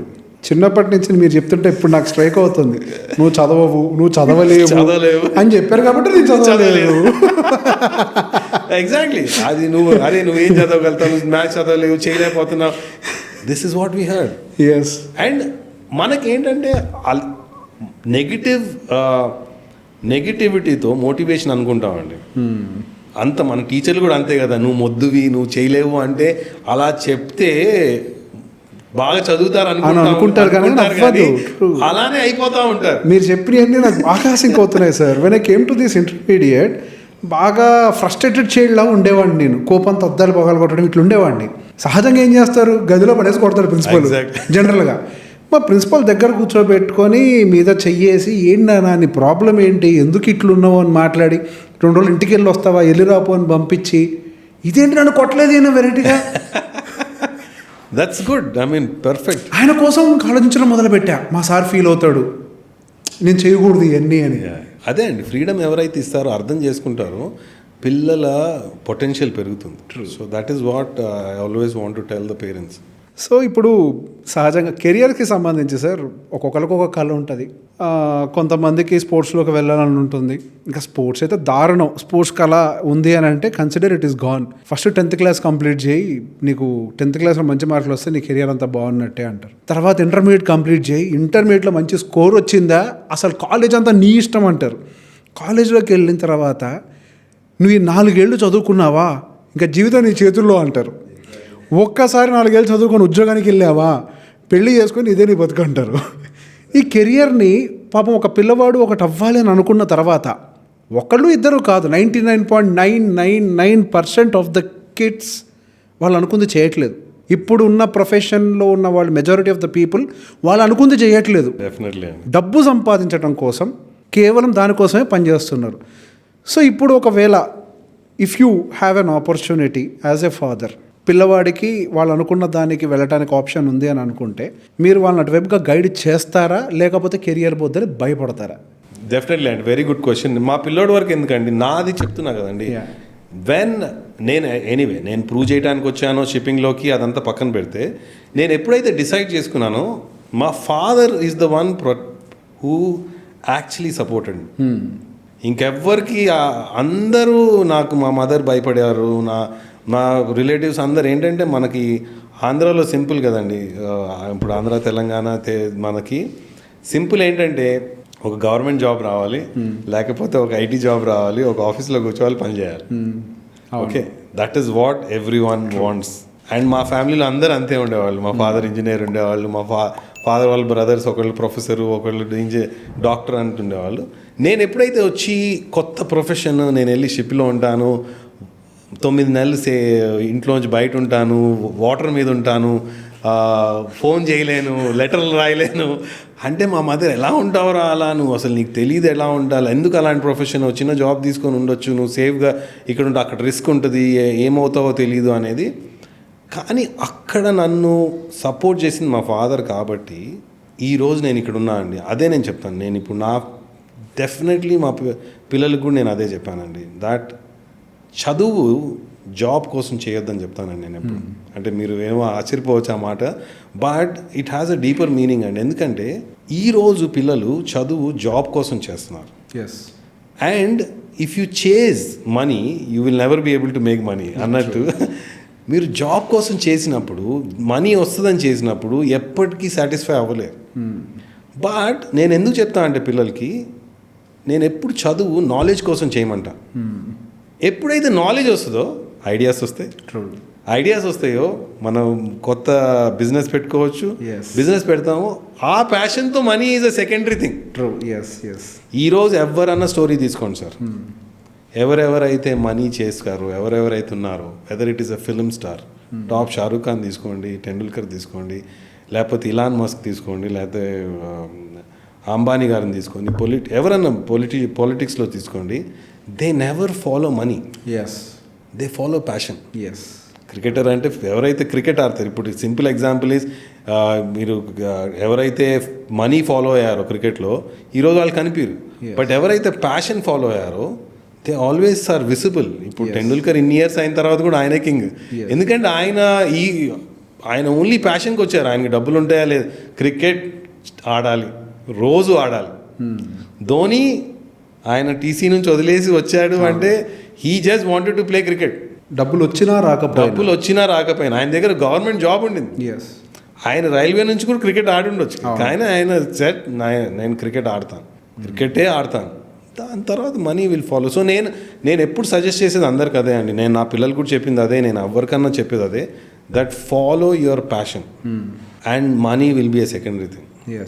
అండ్ బిగ్గెస్ట్ ఛాలెంజ్ ఇంకోటి అండి, నేను ఎప్పుడు ఒక ఎగ్జాంపుల్ చెప్తాను, దట్ బ్లూ ప్రింట్ గురించి. లైక్ మీరు ఎప్పుడైనా ఇల్లు కట్టాలనుకోండి, లెట్స్ సే మీరు బ్యూటిఫుల్ బ్లూ ప్రింట్ వేస్తారు, బ్లూ ప్రింట్ వేసేసి మీరు ఆర్కిటెక్ట్ అన్నారు కదా, so good example. Let's say మీరు ఆర్కిటెక్ట్ కాబట్టి మీరు ఒక డ్రీమ్ హౌస్ ఉంది, ఒక ఫుల్ బ్లూ ప్రింట్ వేసేసారు, దాని తర్వాత ఇంటీరియర్ పెట్టేశారు, దాంట్లో ఇక్కడ ఇది ఉండాలి అది ఉండాలని now then you come to me ఒరే కెప్టెన్ సూరజ్ దగ్గరికి వెళ్దాము, ఆయన పెద్ద కాంట్రాక్టర్ కట్టేస్తాడంటే, నేను అప్పుడు లెట్స్ సే నేను ఒక కాంట్రాక్టర్ అనుకోండి, నా దగ్గరికి వచ్చి ఇదిగోండి ఇది నా బ్లూ ప్రింట్ అండ్ ఇంటీరియర్ కూడా అంతా నేను చేసేసాను, మీరు జస్ట్ కట్టించేయండి ఇలా. సో నేను వెళ్ళేసి మీకు చెప్తాను, ఓకే అండి నో ప్రాబ్లం, ఇంత అవుతుంది, మీరు రెగ్యులర్గా వచ్చి చెక్ చేసుకోండి. ఓకే, మీరేమో చాలా బిజీ అయిపోతారు. సో కంప్లీట్లీ బిజీ అండ్ రాలేదు. అండ్ 6 నెలల తర్వాత నేను మీకు ఫోన్ చేస్తాను, ఓకే అండి మీ ఇల్లు రెడీగా ఉంది వచ్చేయండి అని. వస్తే మీరు వస్తారు అండ్ మీరు family, wife, kids, parents, relative అందరం తెస్తారు. అందరు వచ్చేసి ఓ ఏం కట్టేసావు ఇల్లు, అరే వెరీ గుడ్ కంగ్రాచులేషన్స్, అందరు మిమ్మల్ని కంగ్రాచులేట్ చేస్తూ ఉంటారు. సో అందరు కంగ్రాచులేట్ చేస్తారు, అందరు వెళ్ళి ఇల్లుని చూస్తూ ఉంటారు. మీరేమో నా పక్కన చూసేసి ఏం కట్టారండి ఇది అని. ఇది నథింగ్ లైక్ వాట్ నా బ్లూ ప్రింట్ లాగా లేనే లేదని. అప్పుడు నేనేం చెప్తాను మీకు, లేదండి కొంచెం నేను అలా ట్వీట్ చేశాను, కొంచెం మోడర్నైజ్ చేశాను, మీకు తెలీదు ఇది కొంచెం ఈ కబోర్డ్ ఇక్కడ మార్చాను, కొంచెం అది ఇక్కడ మార్చాను, ఎందుకంటే ఎగ్జాక్ట్. అండ్ నేను అన్ని కన్విన్స్ చేయడానికి మీకు అన్ని చెప్తాను.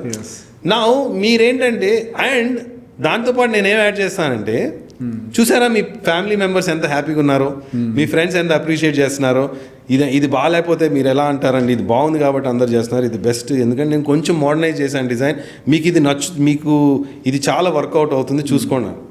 సర్లేండి ఫ్యామిలీ మెంబర్స్ చూస్తాము, ఫ్రెండ్స్ని చూస్తాము, అందరు హ్యాపీగా ఉన్నారు అనేసి అగ్రీ అవుతాం. నవ్వు ఆ ఇంట్లో ఉండటం స్టార్ట్ చేస్తారు. ఏమవుతుంది, ప్రతి ఒక్క రిలేటివ్ వస్తాడు, ఓ ఏం కట్టేసావు బాబు, బిల్లే కట్టేసావు, అది ఇది అంటూ ఉంటారు, మీరు హ్యాపీ ఫీల్ అవుతూ ఉంటారు. ఓ 10 ఏళ్ళు అయిన తర్వాత ఎవరు వచ్చినా ఎవరు పట్టించుకో. అవును. దాని తర్వాత మీరు కూర్చొని ఒక రోజు ఇలా కూర్చొని ఒక కబోర్డ్ని చూస్తే ఇక్కడ ఏదో ఉండాలి, నేను ఏదో చెప్పేది నాకు నచ్చట్లేదు అంటే ప్రజెంట్లీ అదే అవుతుందండి. ప్రతి ఒక్కళ్ళు చిన్నప్పుడు 10 ఏళ్ళ వరకు మనకి చాలా ఊహలు ఉంటాయి చిన్నపిల్లలకి.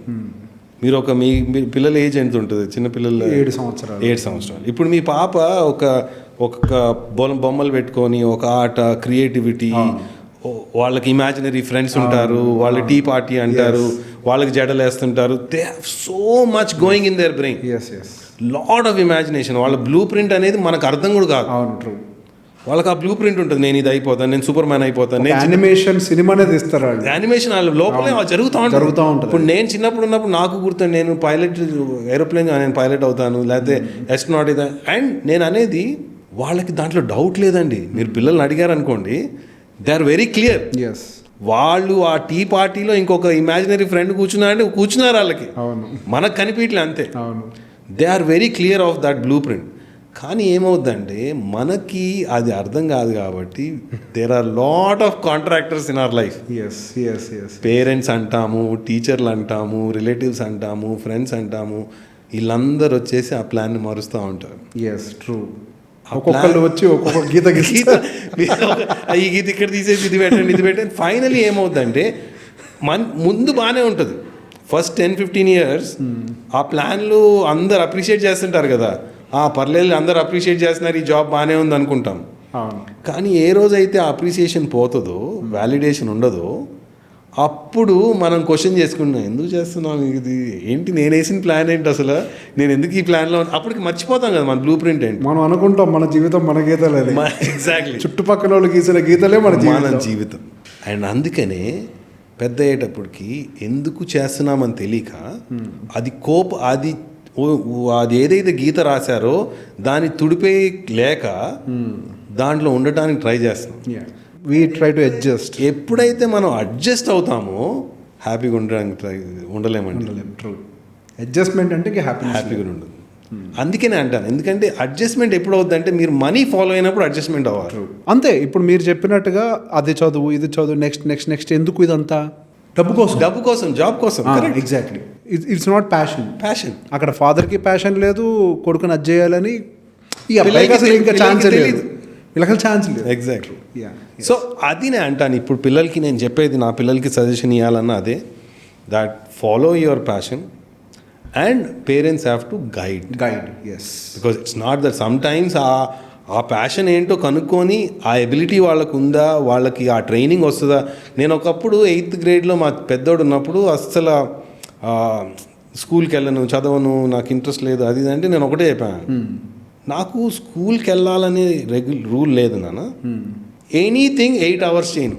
Okay, anything. నువ్వు స్కూల్ కన్నా వెళ్ళు, మ్యూజిక్ అన్నా నేర్చుకో, స్పోర్ట్ అన్నా నేర్చుకో, 8 hours. But every day 8 hours నువ్వు దగ్గరకు వెళ్ళాలి. Which ever is the easiest నువ్వు సెలెక్ట్ చేసుకో. Any education.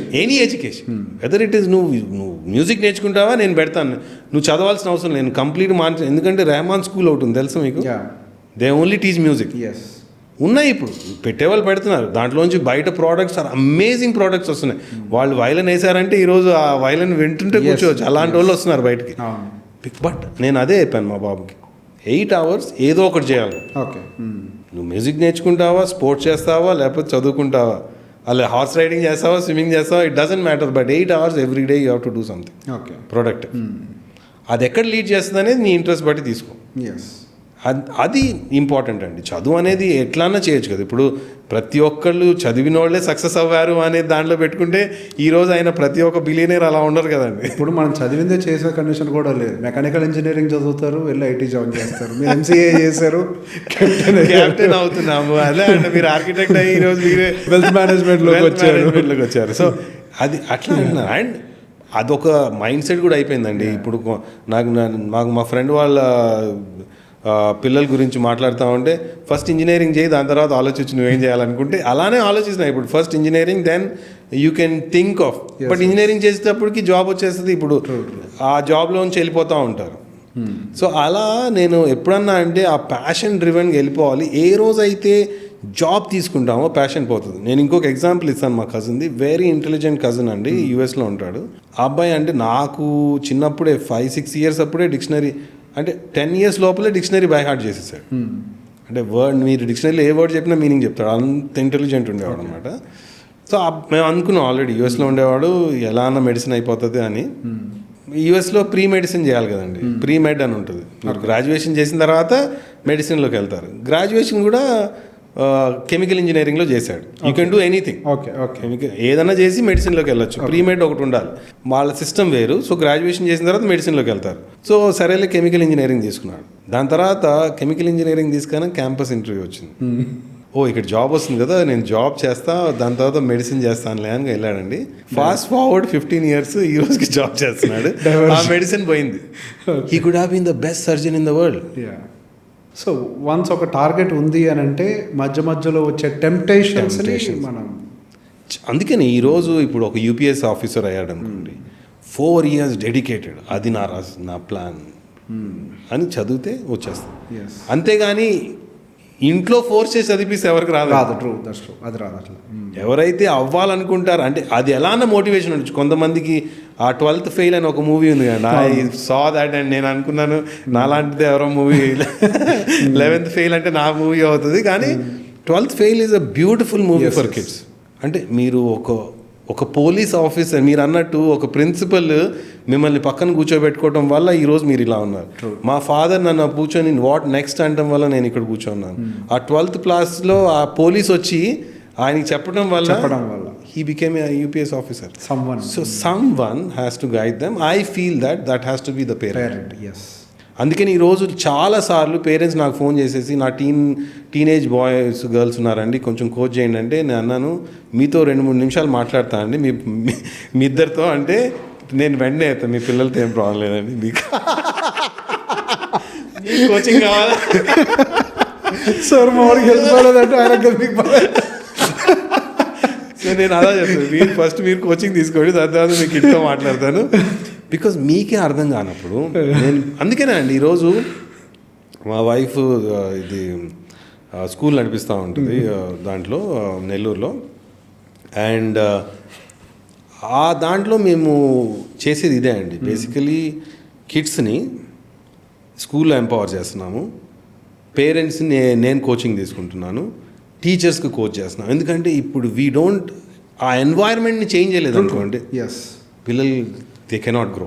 కిడ్స్కి మనం ఇవ్వగలిగేది ఎన్విరాన్మెంట్. ఎగ్జాక్ట్లీ. హోమ్లో సేఫ్ ఎన్వైర్న్మెంట్ ఉండాలి, స్కూల్లో ఎడ్యుకేటివ్ ఎన్వైర్న్మెంట్ ఉండాలి, టీచర్ ఎంపవర్ చేయాలి. సో ఈ అన్ని ఎన్వైర్న్మెంట్లు కరెక్ట్గా ఉంటే పిల్లోడు చదువుకుంటున్నాడు, ఏం ర్యాంక్ వస్తుంది అది ఇంపార్టెంట్ కాదండి. మైండ్ సెట్ ఉంటే you can grow anywhere. And I will again repeat అండి, ఇండియన్ ఎడ్యుకేషన్ అనేది కాదు, Indian education is the best education in this world. And మనలాంటి ఇప్పుడు వరల్డ్ మొత్తం మనం రూల్ చేస్తున్నాం, కానీ when it comes to standing up for our self, ఒక దగ్గర ఒక క్రియేటివిటీ చేయాలి అనేదానికి కొంచెం కాన్ఫిడెన్స్ వెనక వస్తుంది. Okay, that is what we need to build in kids. Confidence. ఎందుకంటే ఇంట్లో సేఫ్ స్పేస్ లేదనుకోండి, నేను చెప్తే ఏమన్నా అంటారు అని, లేకపోతే రేపు జాబ్కి వెళ్ళినా కూడా అదే ప్రాబ్లం వస్తుంది. అవును, బాస్ ఏమన్నా అంటాడేమో. అవును, ట్రూ, ఎస్. అదే ప్రాబ్లం వచ్చి వాళ్ళకి ఐడియా ఉన్నా చెప్పలేకపోతున్నా. అవును, yes. Even if you want to become a good business person, we should present our self. Exactly. Yes. So ఆ కాన్ఫిడెన్స్ బిల్డ్ చేయాలంటే మనం పిల్లలకి ఆ సేఫ్ స్పేస్ ఇవ్వాలి. అంతే, మనం అంత చుట్టూ తిరిగి ఆ సేఫ్ స్పేస్కి వస్తున్నామా? Like house has to be the safe. That's true. ఆ ఇల్లే ఒక పర్సన్ తయారు చేస్తారు. Person తయారు చేస్తారు. మొన్న ఈ మధ్య మా పిన్నితో మాట్లాడుతూ మా పిన్ని ఒక మాట చెప్పింది, మేము మిమ్మల్ని తయారు చేసి సొసైటీకి ఇచ్చాం, మీరు మీ పిల్లల్ని ప్రొడక్టివ్గా తయారు చేసి మీరు సొసైటీకి దట్స్ వాట్ అంటే యూఆర్ వెరీ రైట్. అంటే పేరెంటింగ్ అంటే మనము నెక్స్ట్ జనరేషన్ పెంచటం అండి. ఇట్స్ నాట్ అబౌట్ పిల్లలు కాదు, నెక్స్ట్ జనరేషన్ని మనము పెంచుతున్నాము. దాన్ని మనం చూసుకొని how the next generation should be, దాన్ని బట్టి పెంచాలి. True. Thank you sir, thank you so much. We discuss lot of things about the parenting and all. So మళ్ళీ ఇంకొకసారి ఇటువంటి టాపిక్స్ గురించి ఇంకొంచెం డీప్గా వెళ్దాము. సేఫ్ హౌస్ని బిల్డ్ చేయడం గురించి exactly will go much deeper. And thank you very much and thanks for your time. Definitely, and thank you very much, Andy. Thank you for calling me here. Yeah. It's a pleasure always, and then we will definitely do more. Yeah.